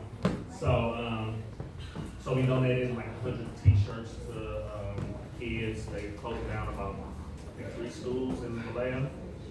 So me and my sister Watch Me Grow is her nonprofit that I'll do a lot in. Well, my nonprofit as much as her, my clinic. So it was beautiful just having coming out there. I'm a businessman, right? But I understand for the community, you know, there's gonna be some sacrifice. So, you know, I'm doing these shirts and everything, and hyped up, it says like, we giving these away. And I'm like giving them away, like, give them away after we get the fun, get the funds. But she was like, no, we're gonna get this to Miss Flowers. It's for the kids, And these are kids that I do have a school program with every Wednesday. Troubled kids, everybody know how their parents, grandparents taking care of them. Don't know how to read, don't know how to do math. Just, need us. Need us. I know he is in the same thing when it comes to after school program. Just need us. Just to sit there and just love on them and talk to them and everything. So, get these shirts away. When I say, I'm gonna send y'all a post. Man, these kids, they went on stage, did a talent show. All of them wearing the shirts. The happiest I've ever seen. On their way out though, because this is the last week of school. Wednesday will be the last day I see them because they're gonna be going off to other schools. So, now I'm on the whole verge of where you gonna school at, But they gonna forever have those shirts. They have a few shirts. And they gonna remember that. Because being 41 years old, I remember my coach, my high school basketball coach. That's when it came to clothing, it was always, I always forgot my stuff at home. All my stuff at practice. Like, you forget everything, get everything at home. But, just to have him still come on Facebook and be like, man, I'm proud of you. I'm 41 years old. This was like 25 years ago, So, that's something they'll always remember. So now when it comes to the clothing, I'm going out looking for different people that need it as far as even businesses that just, want a logo. They want some marketing, want to walk around with their t-shirt. First later, our t-shirts coming soon. Promise me, that's what we're talking about. Coming soon. To just be able to wear it. It's just something I made, I created. Y'all need t-shirts. Make it how you want. Yeah, so whatever. That's CBS for us big guys. Man, what that man looks like me. I got a neighbor 5X. I got you. Extra small. Blue sizes. I'm learning now. Sometimes I sit there. I'm just like, man, I don't got no medium. Oh, but I got an extra large U. That's dirt. So, so I'm learning like it's a learning process. And I sit outside at some of these events and I'm pressing in person. First time I seen somebody else doing that was today. That's the thing. The guy was out there pressing shirts. So I asked, I said, who do your shirts? She said, we do it. So he was pressing shirts. So what people like to do is to do it indoors. They don't want people to see it. They want to cake. Me, I'm like, you want to come like take a seat? I'll show you how I'm doing. How you let it stick on there for so long?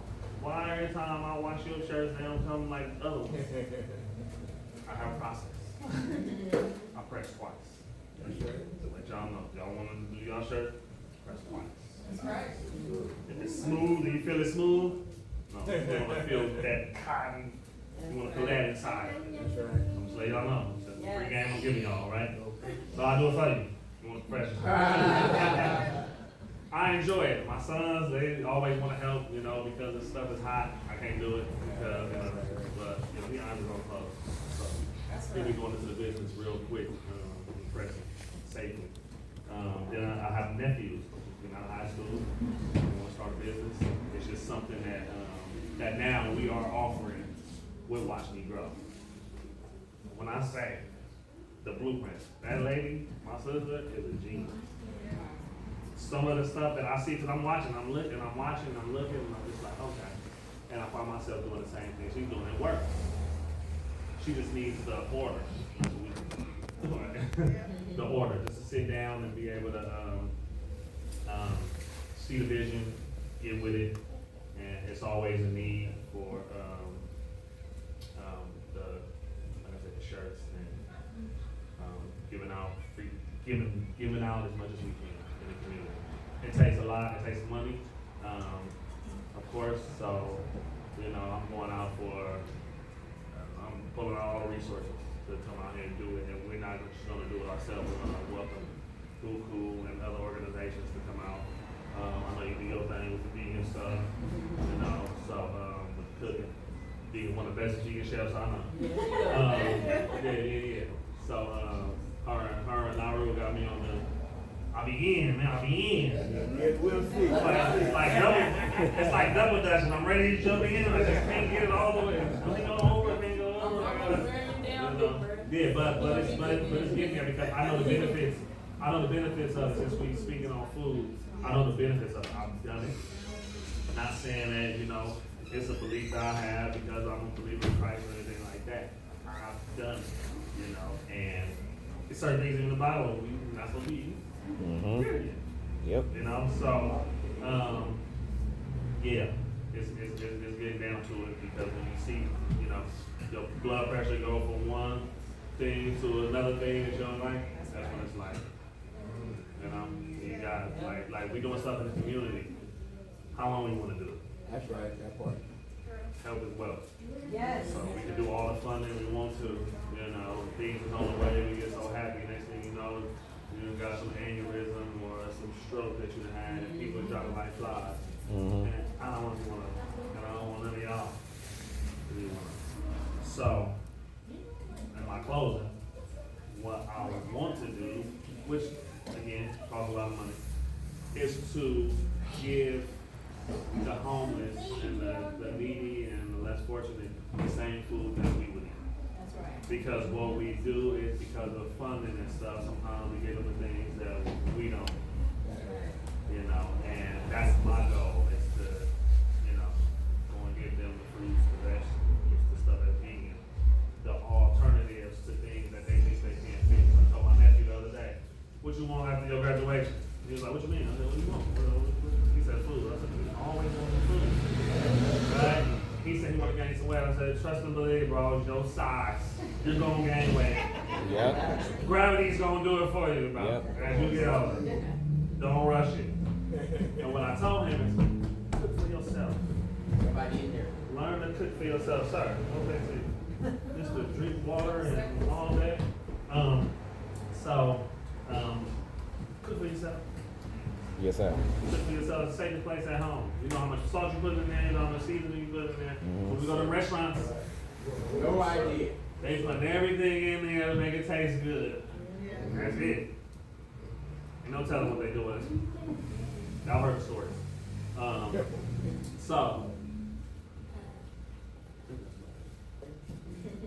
need shirts? You got shirts? Whatever y'all. Want to help y'all start y'all business. Ain't nothing like walking around with your own stuff on. I'm gonna be in more of my BUCU shirts, I promise y'all. I promise. Doing the video, Nauru was like, put the sweater on. And I put it on, I was like, man, this fits different than all the other sweaters. And I went down and this is a little emblem on it. I said, this was the first sweater I made. He said, yep. And when you're done with it, give it back. Give my sweater back. Take it off.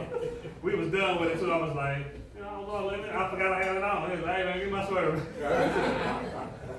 But yeah, so yes. Okay. I think that's about it. Any questions? No, I got one for you. Never mind. I got one for Go you. ahead. How much you gonna give me to not send your sister that video about the show? Talk about, oh man. She already know. My sister, man, she runs around doing this, doing that. She ended up telling us, we got field day coming up. Field day is, I think that's the next thing we have. Field day. So field day we got in Timberleo, it's at the park across the street from the Russell's house. The Russell building by each other. They always partnering up doing stuff. So we partnering up doing field day. Kids will be out there, free food stuff. It's one of the things they do every year. Everything free. That's lit. They got ice cream, all the stuff we ain't supposed to be eating. But the jumpers out there, kids playing all kind of sports. Russ gonna be out there probably signing autographs, taking pictures, all kind of stuff. Yeah, because that community is needed everywhere around the Bay Area. And that's why I want to do it. You're doing stuff in one city, and you're just like, I want to do this in the Bay Area everywhere. Because I'm from Oakland. And, being from Oakland and being in Vallejo is bittersweet because it's like, I want to do stuff in Oakland. But I know the kids in Vallejo need it. And plus, my son's a homeschooler. but they play with these kids in the community. And I bring them to the after school program sometimes with me, man. They mingle with the kids. They need a social life outside of, school, at home and stuff. They got a lot of friends. Pastor be like, put the boy to school. but yeah, I know. If he, they got the whole thing about the social. We go to the gym twice a day. So they got their friends. We play outside. They get their son, and that's just what it is. And I want them to watch me do what I'm doing with these shirts, and not getting them going to work. They always like, where you going? I'm like, where I go every day. I'm going to work, and they miss me, and I want to be there. I'm glad I'm not over there at Chase anymore. It was bittersweet at first, but now I'm more comfortable now. It's like, I want to chill. Me and hands on the mind, don't get it in. It's needed in our communities for shots. We need to get the church on that too. Okay. I think that's it. All right, bro. That's it. All right, answer the mind. Answer the mind. Go ahead, brother. I got several questions. One, when you go out to give food to the homeless, you go out and go around giving food, or you got a particular I have a particular place because at a certain time, when they spread out, it's just one spot they come to. And it's, you got the hotel for the prostitution, they got the KFC right there, they got the donut shop, they got the AMP gas station. They're all the time right there. And what a lot of the guys do, which I've seen them, I make sure that when I give out like a big platter full of stuff, they'll take it around and feed their folks. But that's mostly what it is. Whatever suggestions you have, please. Yeah, I mean, I work with the homeless out there in Timberline all day, every day. So I just like, at some point, I wanted to be able to take my daughter around, to give out food or to give out socks or to give out, like you said, shirts and stuff like that. Because two parts of it, you want her to be able to, one, you see this situation. Right. God keep you from being one place or another, or put you one place or another. Right. You make your mind up to be somewhere, you can be there. You know what I mean? And two, you want to teach your children a form of compassion while they're young, so that as they grow older, they feel that that's like a responsibility installed in them. You know what I mean? To go out and help those who aren't as fortunate as them at that moment. Because who knows where we're going to be at in any particular time. I got a son, just like what you said. He got a house, he got stuff, and he don't want to live there. He already says he wants to just be out and about. That's a tripped out situation for somebody like me, because I'm more like, yo, bro, you got a car, we got him a car. So now he can live in his car, because he was just, whatever. So his uncle helped him get a car, we helped him get the money together, get him a car. He come whenever he wants to wash his clothes or whatever. So I understand that that's a mental. That's a part of the mental. And that's a part of what we're discussing about trying to help our brothers with a lot of the mental depressions that they're going through. Because a lot of young black men are really going through mental issues, 16 to 30. I mean, real trauma. For whatever reason that is, something they seen, something that happened to them, something they heard, something that happened to somebody they know. So they're kind of going through it. So, and then the second thing, when you say you homeschool, you already know I can tell you that's a bad situation. So I homeschool children till they got to 9th, 10th grade. And then they they need that, they need some social, they need to be able to. I was like, nah, because these children that go to school, I work with them. And I spend half my day not slapping them. Straight up. So why would I want to send my child into that? But she wanted, okay, we went to school. My son went to school for, first of all, my other child went to school for 6 months. What do I got to take the test to get out of here? Right. One later, graduated. Right. Went to Berkeley College, did 2 years, went to Mills College, got a master's. That's a whole homeschooling situation. Like sending them into that social stuff is for the birds, right? Right. Control the social that they get. Right. Because these little children out here is corrupted and corroded by their parents. Their parents have taught them to be haters, angry, upset, jealous, and very demanding on what they, as you say, what they need and what they want, regardless of the consequences.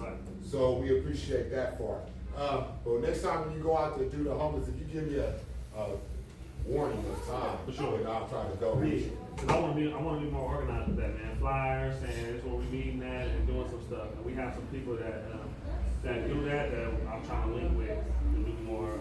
Okay, yesterday we did some stuff and handed out all kind of clothes. Like the guy there, he was doing free food, Jamaican food, and he gave out 60 plates. So that told them right there how many people came. Yeah. And they brought boxes, 4 different cars, and most of the boxes, I think they maybe had like 1 car full of stuff at the end.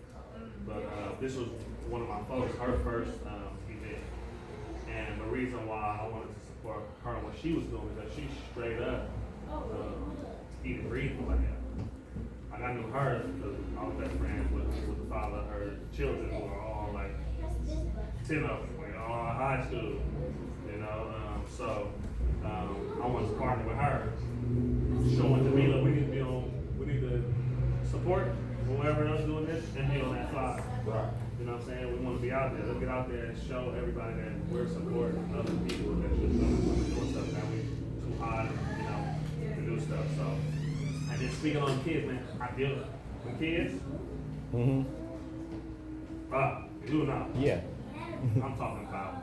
I come in here with different situations. One of the situations was like inappropriateness. And this just took the whole cover off everything. I was like, what's inappropriateness? Little boy told me inappropriate. So they already know. What's the inappropriate stuff that y'all see going on at school? Bro, they went from the highest to the lowest, bro. Nasty, disgusting stuff. Gestures. Stuff they say. Hitting on the bro, I'm like, look, who's gonna be a leader and step up and stop you from doing stuff y'all not supposed to be doing? Y'all know y'all not supposed to be doing. Y'all already said, y'all already just pointed it out as it being inappropriate. Yeah. You know what I'm saying? So it's inappropriate. So be that one that's gonna say, no, that ain't cool. Stop doing that. Tell the teacher, I don't care what it is. You know what I'm saying? So the kids get on social media and they get to doing stuff that's just crazy. You know, so yeah. And then they will influence other kids. I've seen them doing it. Well, I really had to step in and really just smash on one of the dudes that was doing stuff in front of the young girls. I had to smash. And I'm smashed. Don't me out, but smash. Where your daddy at? I'm meeting all y'all parents. When they come pick y'all up from the after school program, I'm meeting y'all parents. I go out there and meet their parents. I go to soccer games, basketball games. They see me, Mr. Hanif walk in, they're like, I'm like, I'm here to support you and what you do. I'm not here to tell them you're in front of you, you know what I'm saying?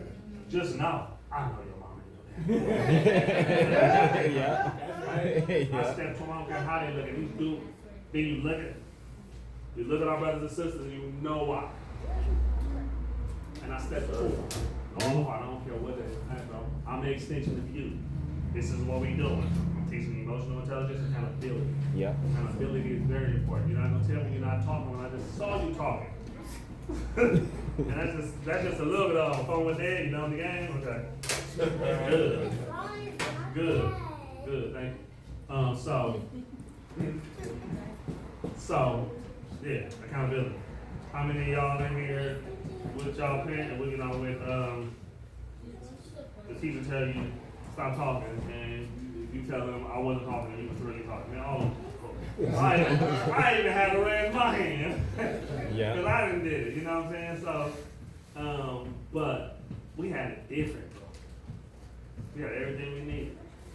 We came and they seen our clothes all messed up. Oh, the teacher's like, what's going on? What's going on? Nowadays, the kids come and I see the stuff that they're wearing, it is like, I'm like, bro, we coming in with shoes, people coming in, I got this dude, he come in, give shoes out to the kids and stuff.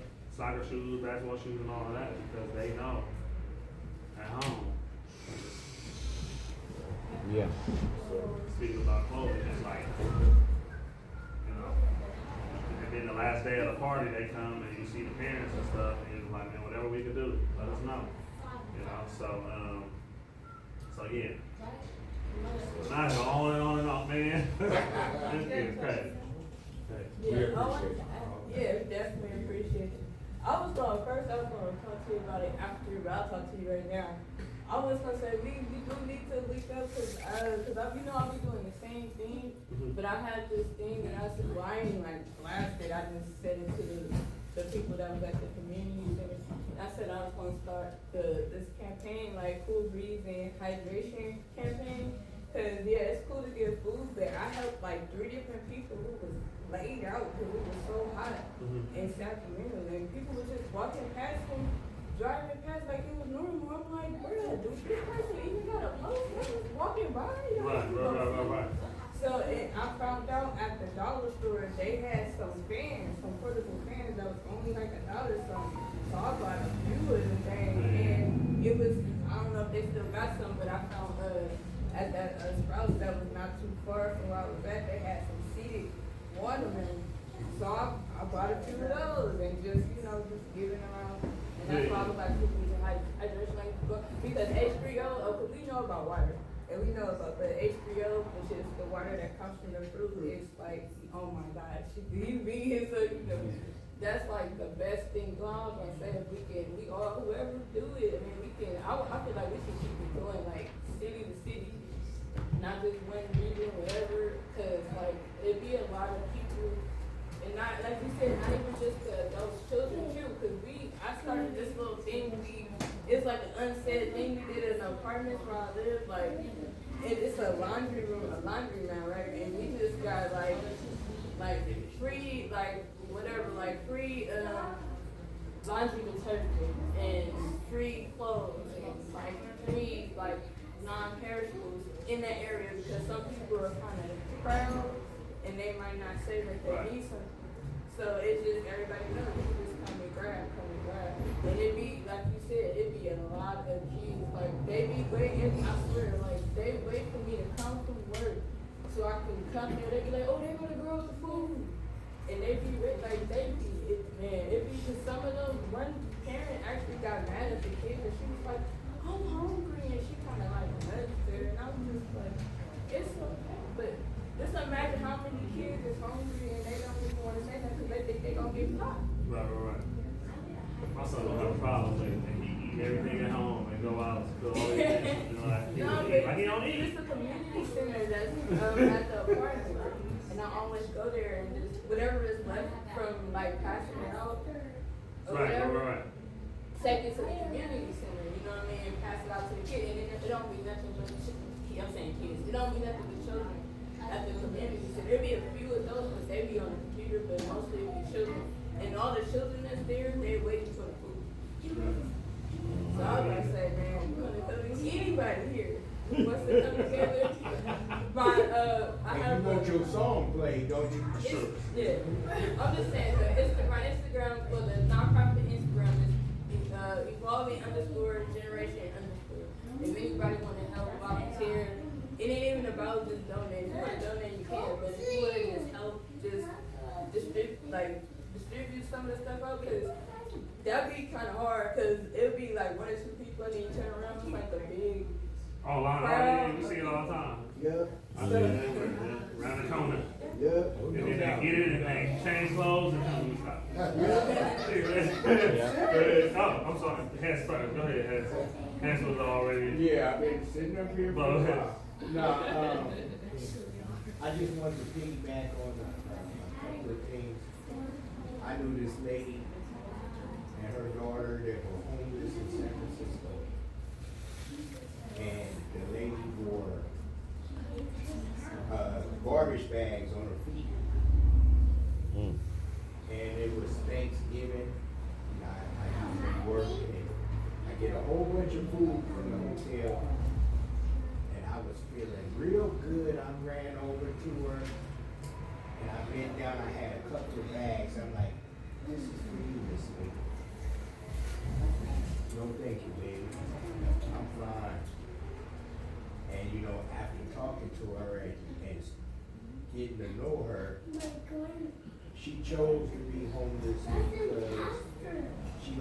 everything in a fire, even a couple of her kids. And the rumor on the streets was she walked around with thousands of dollars, but just didn't want to have a roof over her head. She felt confined in the roof. And then another thing I want to touch on, my father was, he started the mentor program in Hazelwood. And I used to hang out with Jonathan Carraway, MC Sway. He used to do stuff for us. And one day I said, Sway, why you do everything I asked you? He said, look, family, your father was my father. We took a trip, we ran on a track club, 1980 track club. We went to Oregon for a national track meet. My father had an old Volkswagen van. He took me and Sway and his brother and my best friend and a couple other guys. We drove there 16 hours. Stayed the weekend and my father drove us back.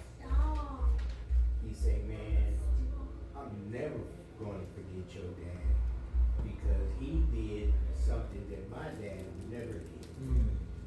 And that made me realize if you're not a dad still, take time out with the youth, show them some love. You never know who you're going to touch.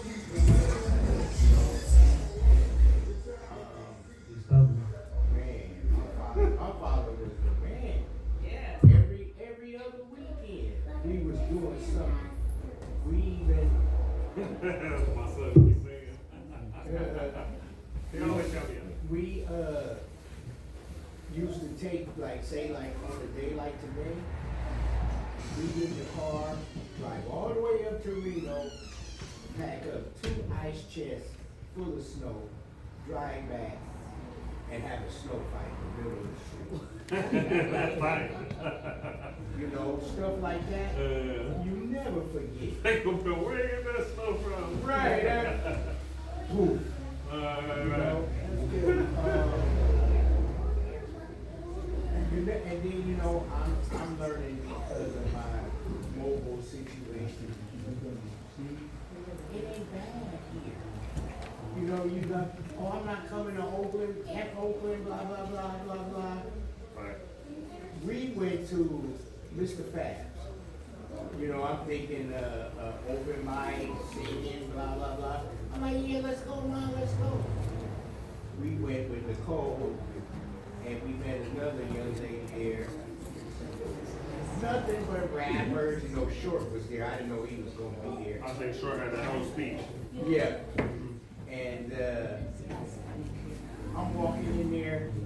Everybody was moving out my way. You know, man, watch out, man. OG trying to get through, man. Move out the way. They pushing each other out the way. You know, we go places. People open the doors for me. Move out the way. You know, OG coming through. Come on, man. You know, we went to the cheesecake spot on Highway 12. Right across in the same parking lot as Brady's. Oh, the cheesesteak place. Yeah. It's important for us to meet them where they are at each section. So we're going to continue with our presentation.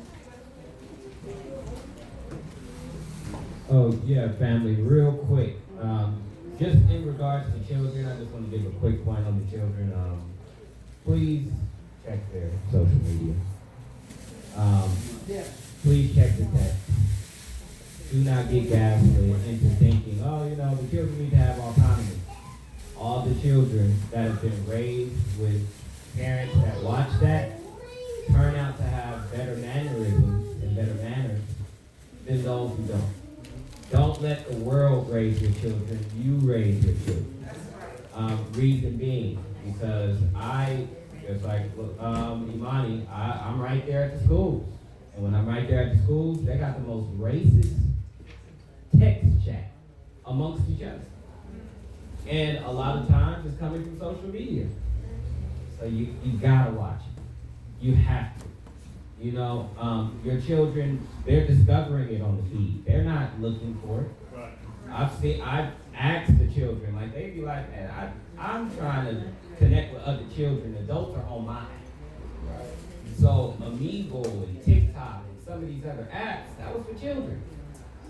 Then because adults see they can make money off of it, then now the adults jump on. When the adults jump on, they put adult things on there that at times are inappropriate.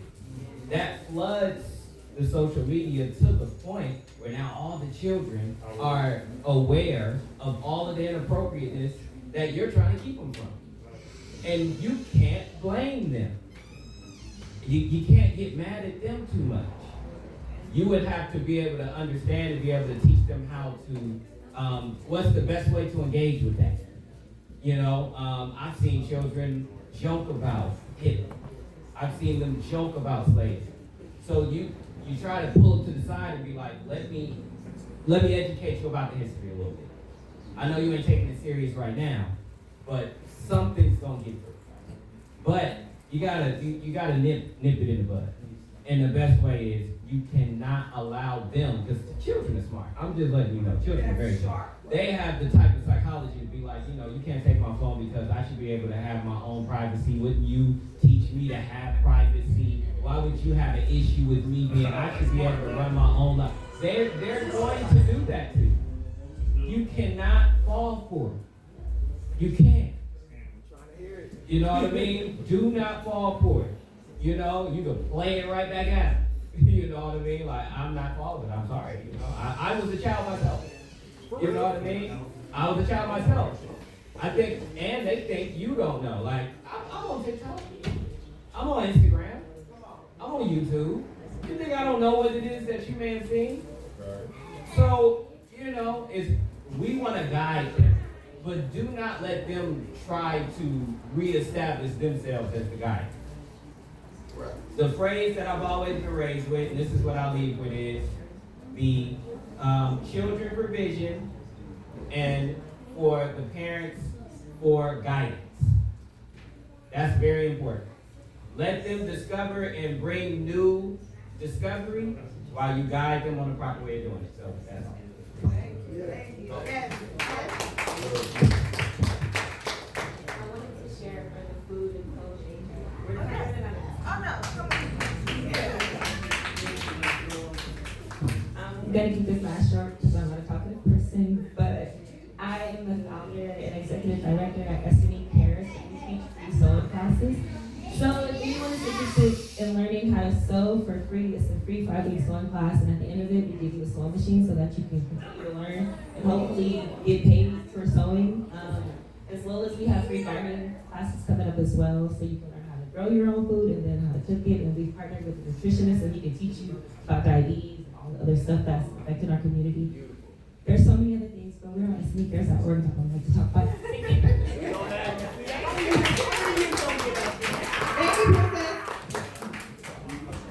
I will also be very short. Hi, I'm Chochola. I just want to piggyback on what you guys said. I was a teacher during COVID. I was teaching 5th graders in San Francisco. And how do I say this? They know more stuff than we do. And, you know, I would always have like after sessions, after my lectures, and half the class would always log in and, you know, they'll come to me with questions. And the stuff that they would tell me, I'll be like, I was like flabbergasted sometimes. I was like, where did you learn that? TikTok? YouTube? And I'm like, wow, the things that you guys are learning now, I'm just learning. You know, I'm a 92 baby. So I've always said that it really starts at home. And I feel like a lot of parents got used to just giving the phone to the kids.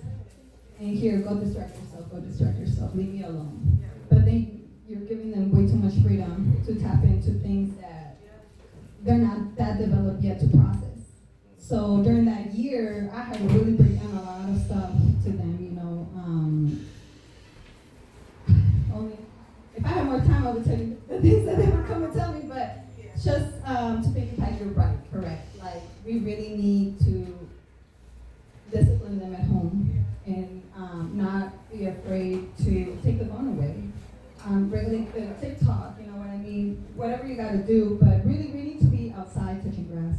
Yes. At the end of the day. That's right. We're too stuck on our phones, and kids these days are like addicted, you know, so you're right. That's all I was gonna say. Yes, thank you. Excellent.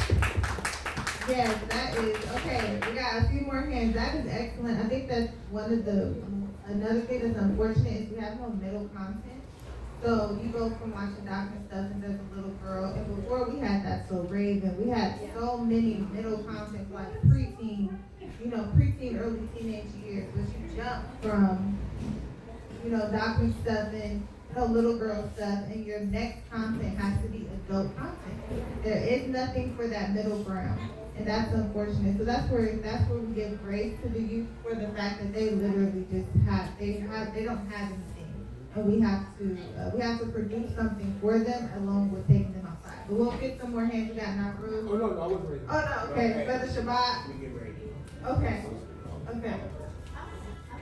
Brother Shabbat, and then.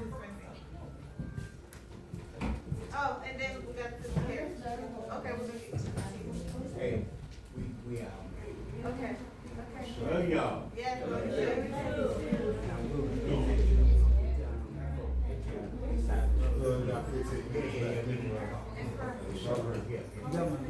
Yep. All right, y'all. Safe travels, y'all. Hey, beautiful today. Beautiful today. Yes. Shabbat. I want you're not gonna pick it back. I want to report it. That's what I'm trying to get at.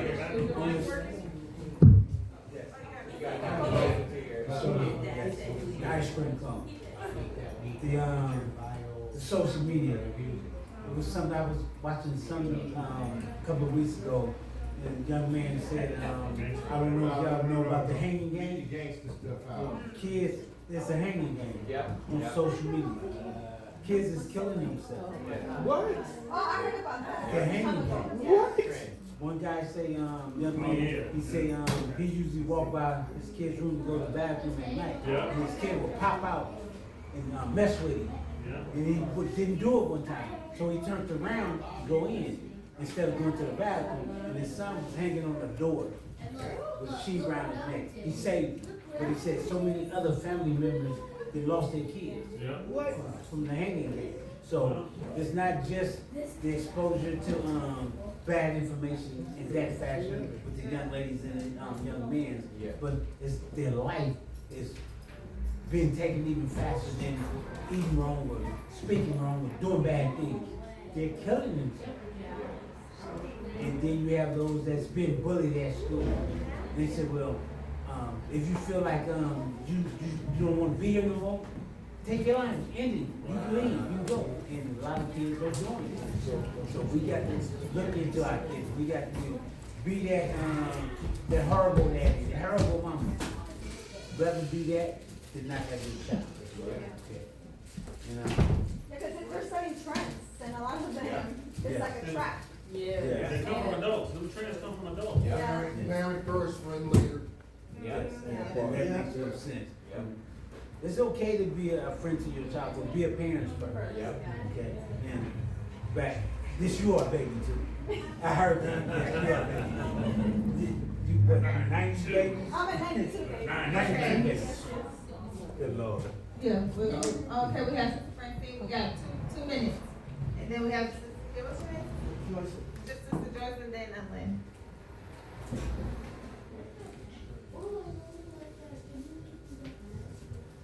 In South Berkeley, they're building a black resource center right on Alcatraz near Alloy.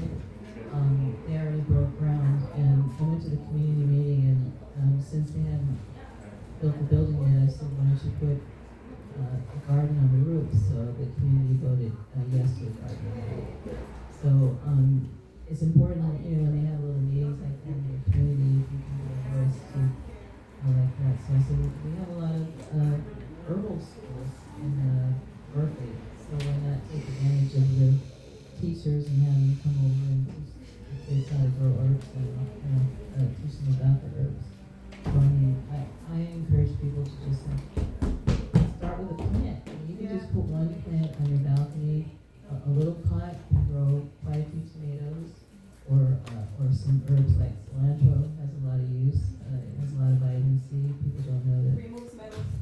That's right. It chelates heavy metals out of the body. So anyway, that's.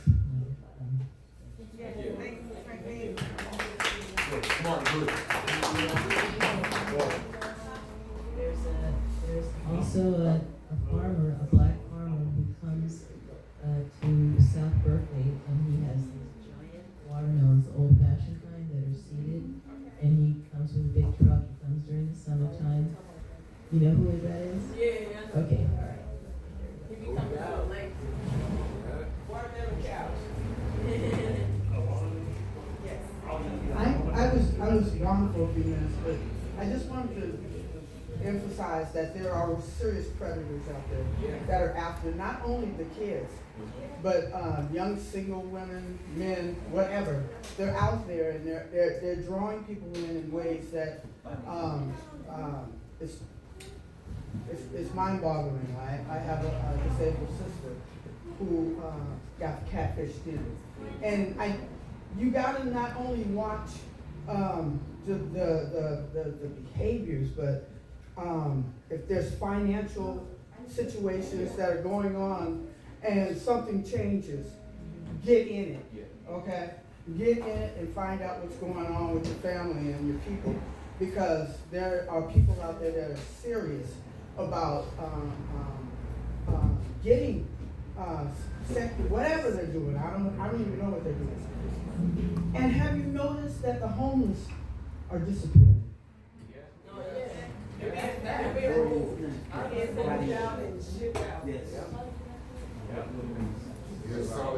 Okay. Yes, definitely. In Louisiana, they have that homeless law. This is what Mr. Brewer was talking about earlier. The homeless law in Louisiana. First offense is a $500 fine, 6 months in jail. Second offense, a $1,000 fine, 1 year of hard labor. Have you ever heard that movie? 2 years of hard labor. Yeah. So this is what they're doing. They're starting in Louisiana. Yes. Okay. They're starting in Louisiana, and this is passed. So that is their test running that in Louisiana. They're going to pass laws like this everywhere.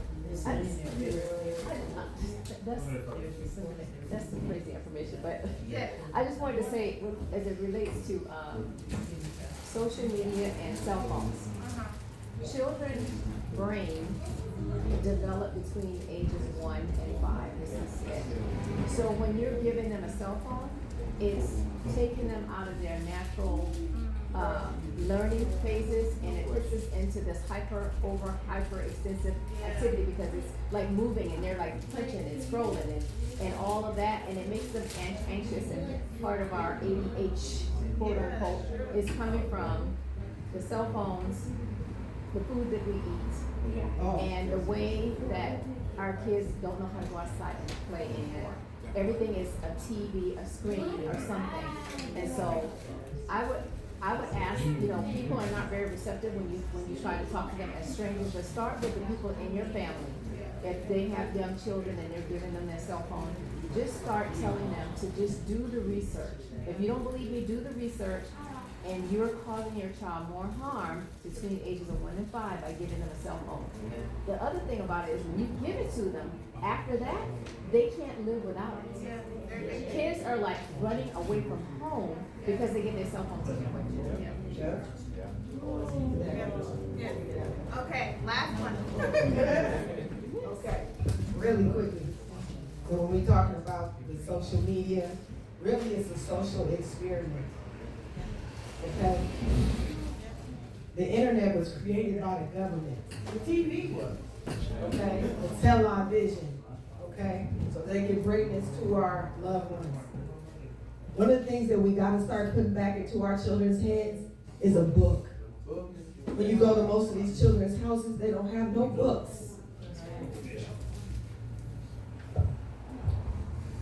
Yeah, I'm gonna stop at that. But when we're talking about whether these young people are getting what they need, with the social media aspect, they said don't give your children a book. Don't give your children a phone at all. It's now they're making it a federal thing because their children are reducing their intelligence. And so even adults know that if you on that phone for more than 2 hours, your brain is fried. Right? So they telling the teenagers to stay away from the phone. Anybody over 2 hours on the phone is too long. The exposure itself, we're not even talking about the radio rays and things like that, but the exposure itself is tracking us. So anything you look up, if you're looking up how to eat to live, if you look up whatever it is, they're going to send you all of these, TikTok videos, Instagram, people slobbing this stuff down. I don't care if it's shrimp, burritos, whatever. They're going to send you all these things. So imagine that these young people are getting that same information. So it's what you are feeding yourself, constantly. So when we're here in this aspect, we're here because we know that, number one, what you tell yourself every day. We had a thing back in the day when we were little, as a Black Panther, every day you tell yourself, I love myself. How many of us wake up in the morning and say, I love myself? How many of us wake up in the morning and just pray, thanking God that He woke you up in the morning, that He allowed you to get you on your way? I took some notes. And that in itself is food for thought. Okay? What we tell ourselves, we have to take our water. If you take your water and you tell it, heal me. That's what prayer is. When you talk it to your food, you telling your food to do exactly what it's going to do inside of your body. That's why some of us eat one meal a day. Why? Because the rest of the day, we're telling ourselves those positive affirmations that we need. So when we choosing that, we're choosing love. We're choosing to create peace within yourself through the food and the water and the things that you're putting into your body. So even if you're drinking soda, pray over it. Even if you're drinking over, something that's inappropriate, pray on it. My next thing is, if you have peace within, that in turn turns to happiness. That in turn makes everybody around you radiate in happiness. Because each person is passing that on to each other. And that's why our parents are in such turmoil. Because we constantly running around trying to put out this fire and put out that fire. Stop. Stop doing that. Go back to your mind. Everything that we got outside of us started here. So if you start here with how you want things to manifest in your life, that's how it's going to come. I love what the brother said, that when he was terminated or when he was gone from the other situation, that something else came up. That was his mind, saying, I want to create this so that I can be around my children. And so God will give you that. Always put that in your mind, that you have everything that's coming is coming from your God-centered mind. And that's how we're going to change the world. It's one mind at a time.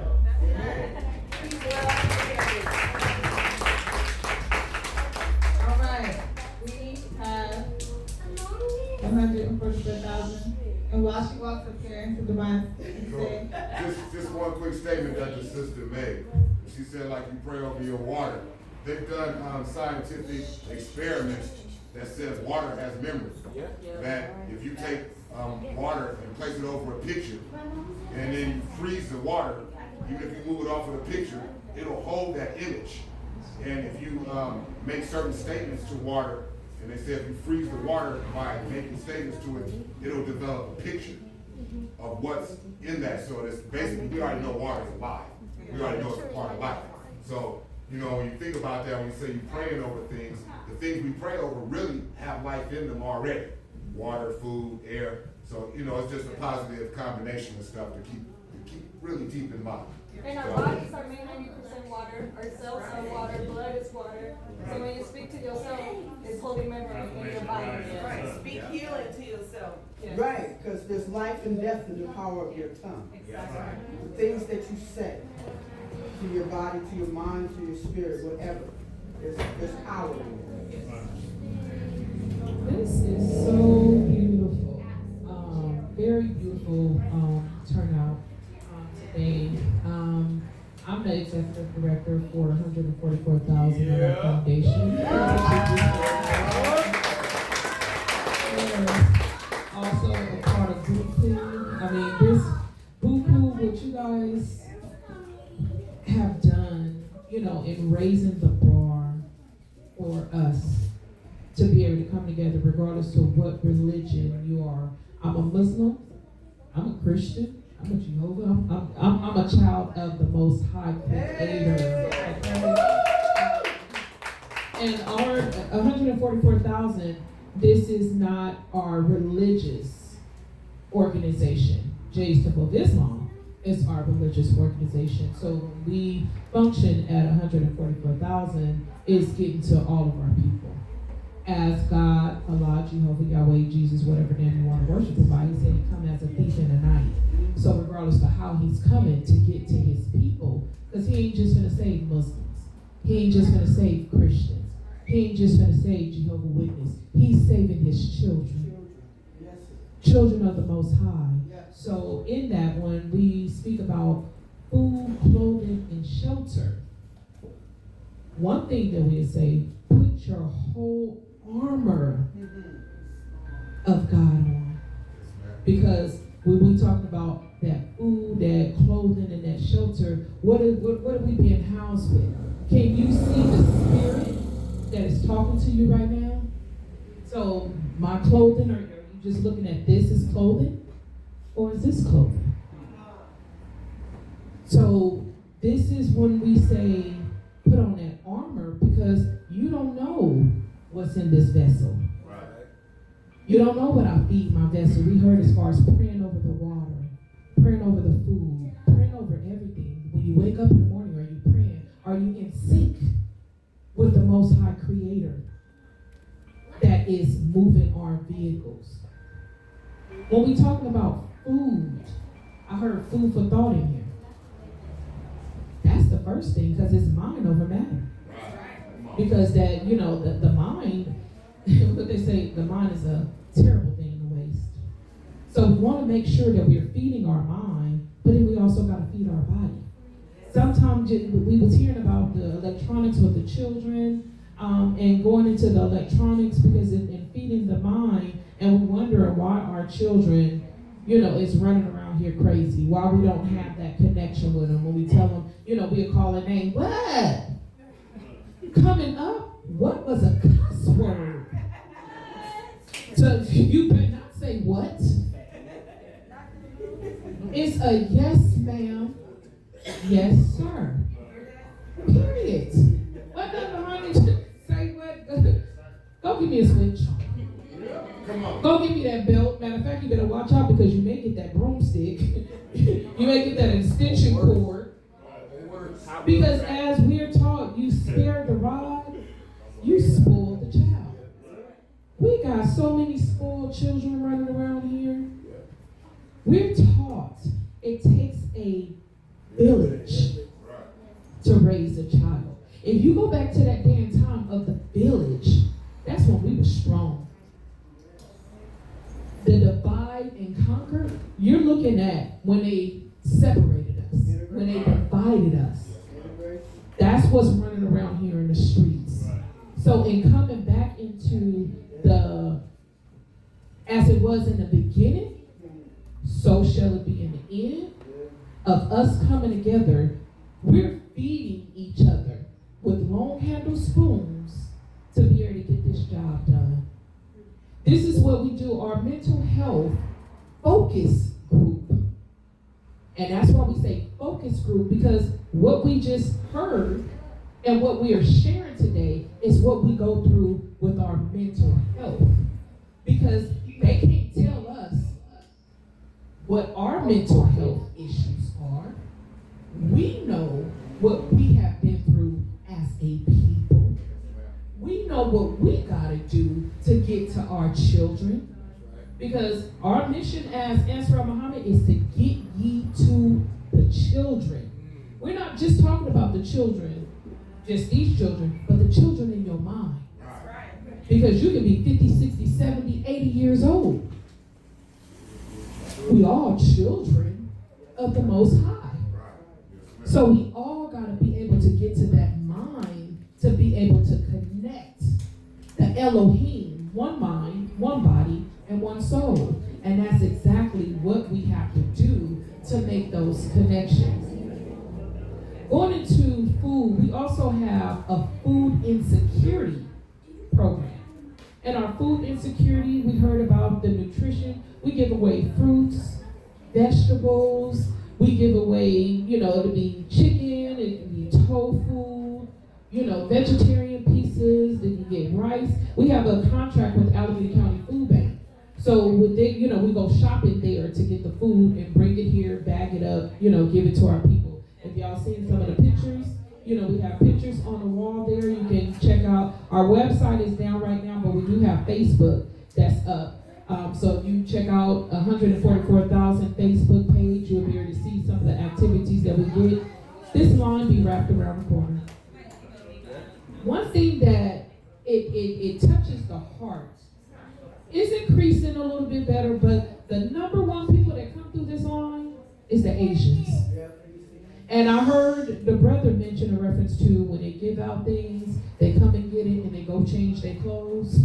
I don't know if y'all see me drop my head and I was just like, oh, they literally change their clothes. They have more than one car. They try to switch it off. Our neighbors didn't complain, so we be having patrol people going. And, it's like, oh, no. It's like we got to identify them.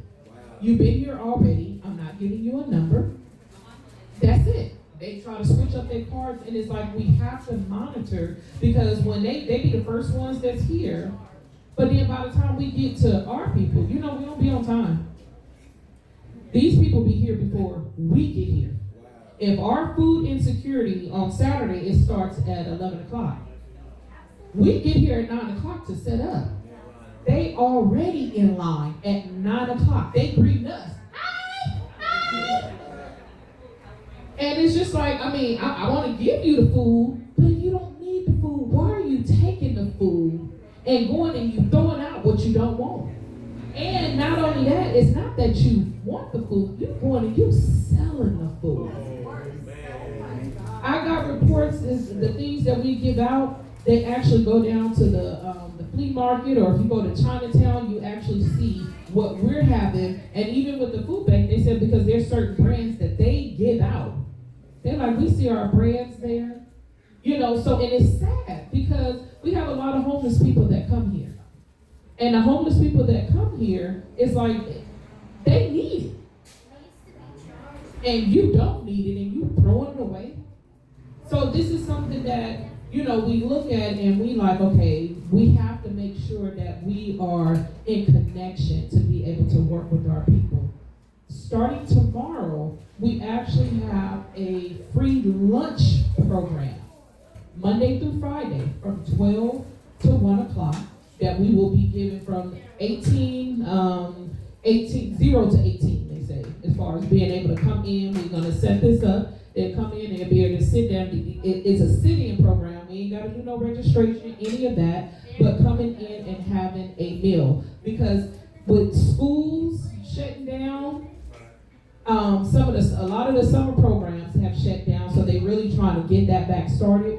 Senior citizens locations have shut down. So you have a lot of people that don't have a place where they can actually go get a free meal. So we're blessed to be able to have that program started here. It'll start on tomorrow and it'll go to August the 7th. So, we're blessed to be able to have that, So one of the other things that I want to do, this is a certificate of volunteer and appreciation. We had this event, As a nonprofit organization, I heard there's some executive directors or you forming things. This is a big job. I wear many different hats. And, and wearing the multiple hats that I wear as far as with a nonprofit organization, I've been actually working with a nonprofit organization, United Seniors of Oakland, Allegheny County, 33 years. And, and working with, the United Seniors, Jay's Temple of Islam, we had our school, Jay's New Way of Life, Child Care University, 144,000, Pie Queen, so a lot of different hats. But the work that I'm doing here at 144,000 none of what I did can I do by myself. This is where we're going to believe in the seen as well as the unseen. This is something that I gave out of appreciation on May the 9th. So I'm going to read this one certificate. It was a certificate of volunteer appreciation and presented to, so I'm going to present this to Ansarel, Little Ansarel, Answer 1, Answer Jabril, I have one for Answer Mother Supreme Secretary, and Answer Scribe. They all will get one of this, and I'm going to read what I have on the certificate. In recognition of your humble and dedicated service as a true answer helper, we express our sincere gratitude for your time, effort, and unwavering commitment of volunteerism. Your service with 144,000 reflects our shared mission and purpose to serve the people and make a meaningful difference in our community. We appreciate and respect the 144,000 Elect Foundation, Asra Muhammad, Executive Director. Present this to you guys and make sure you get thank you, and this one right here, she wear multiple hats. I mean, and be doing it. I'll be calling her and Smart Spring Secretary and look, be behind the scenes. Like, people don't realize that even things that we do here at 144,000, although Ansarel is not here physically a lot, she's still here in spirit and helping behind the scenes to get things done. And thank you so much. And all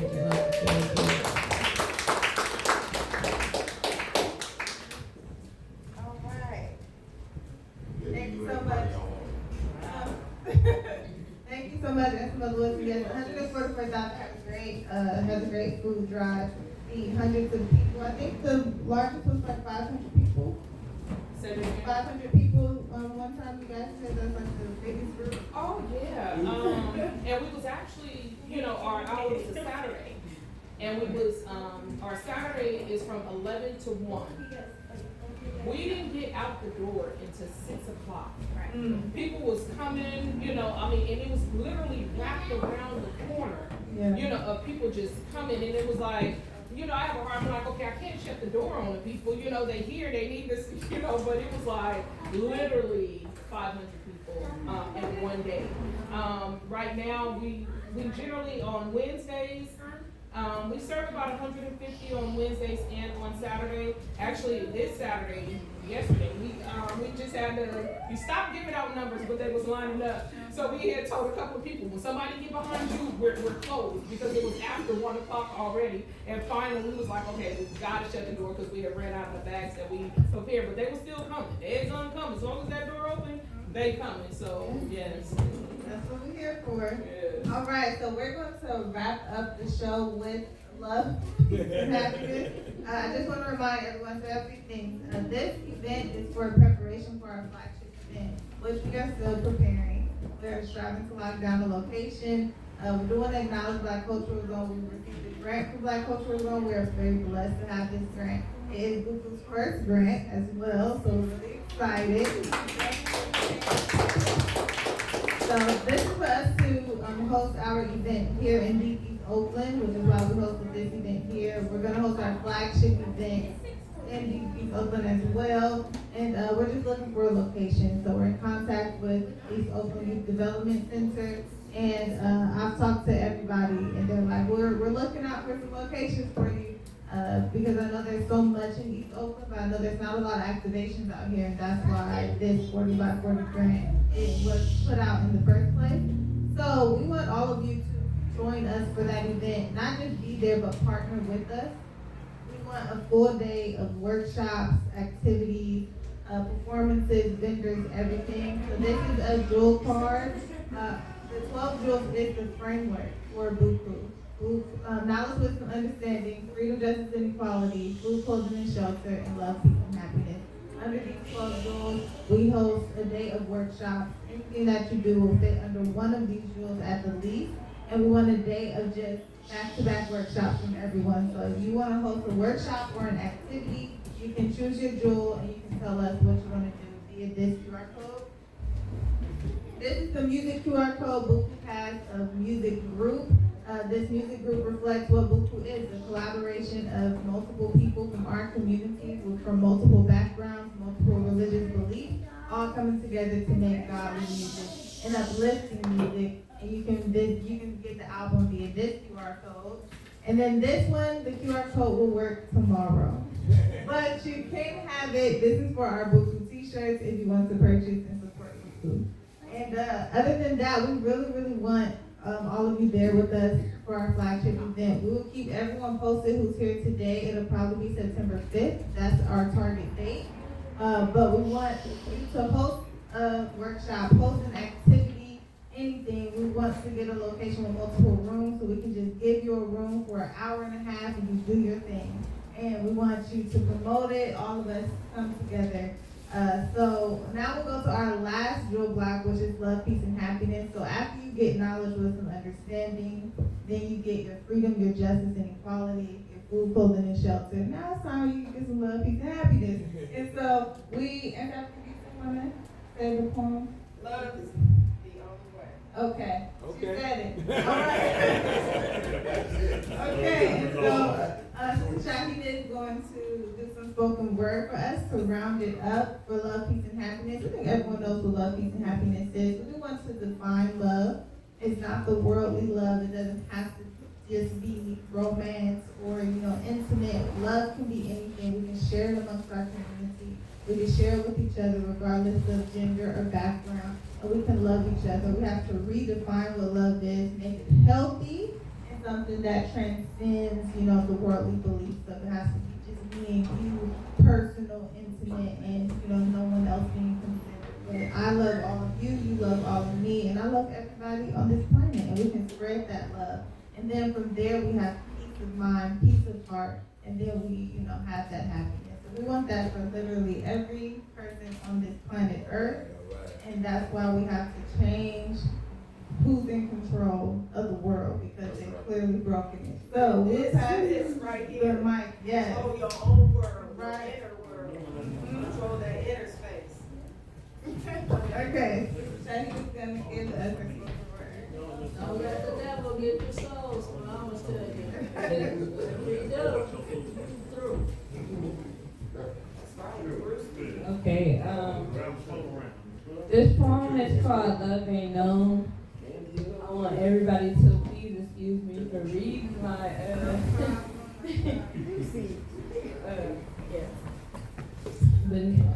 love ain't known, like the wind flowing to and fro. Nobody knows its beginning or ending. It just goes where it flows. But back to love, I know that love ain't known. It's everyone's perception and not definition.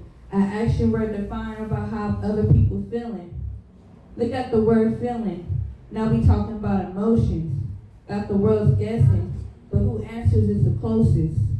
Talking about love. Love ain't really known. Is our hearts tainted? Can our faith be strengthened?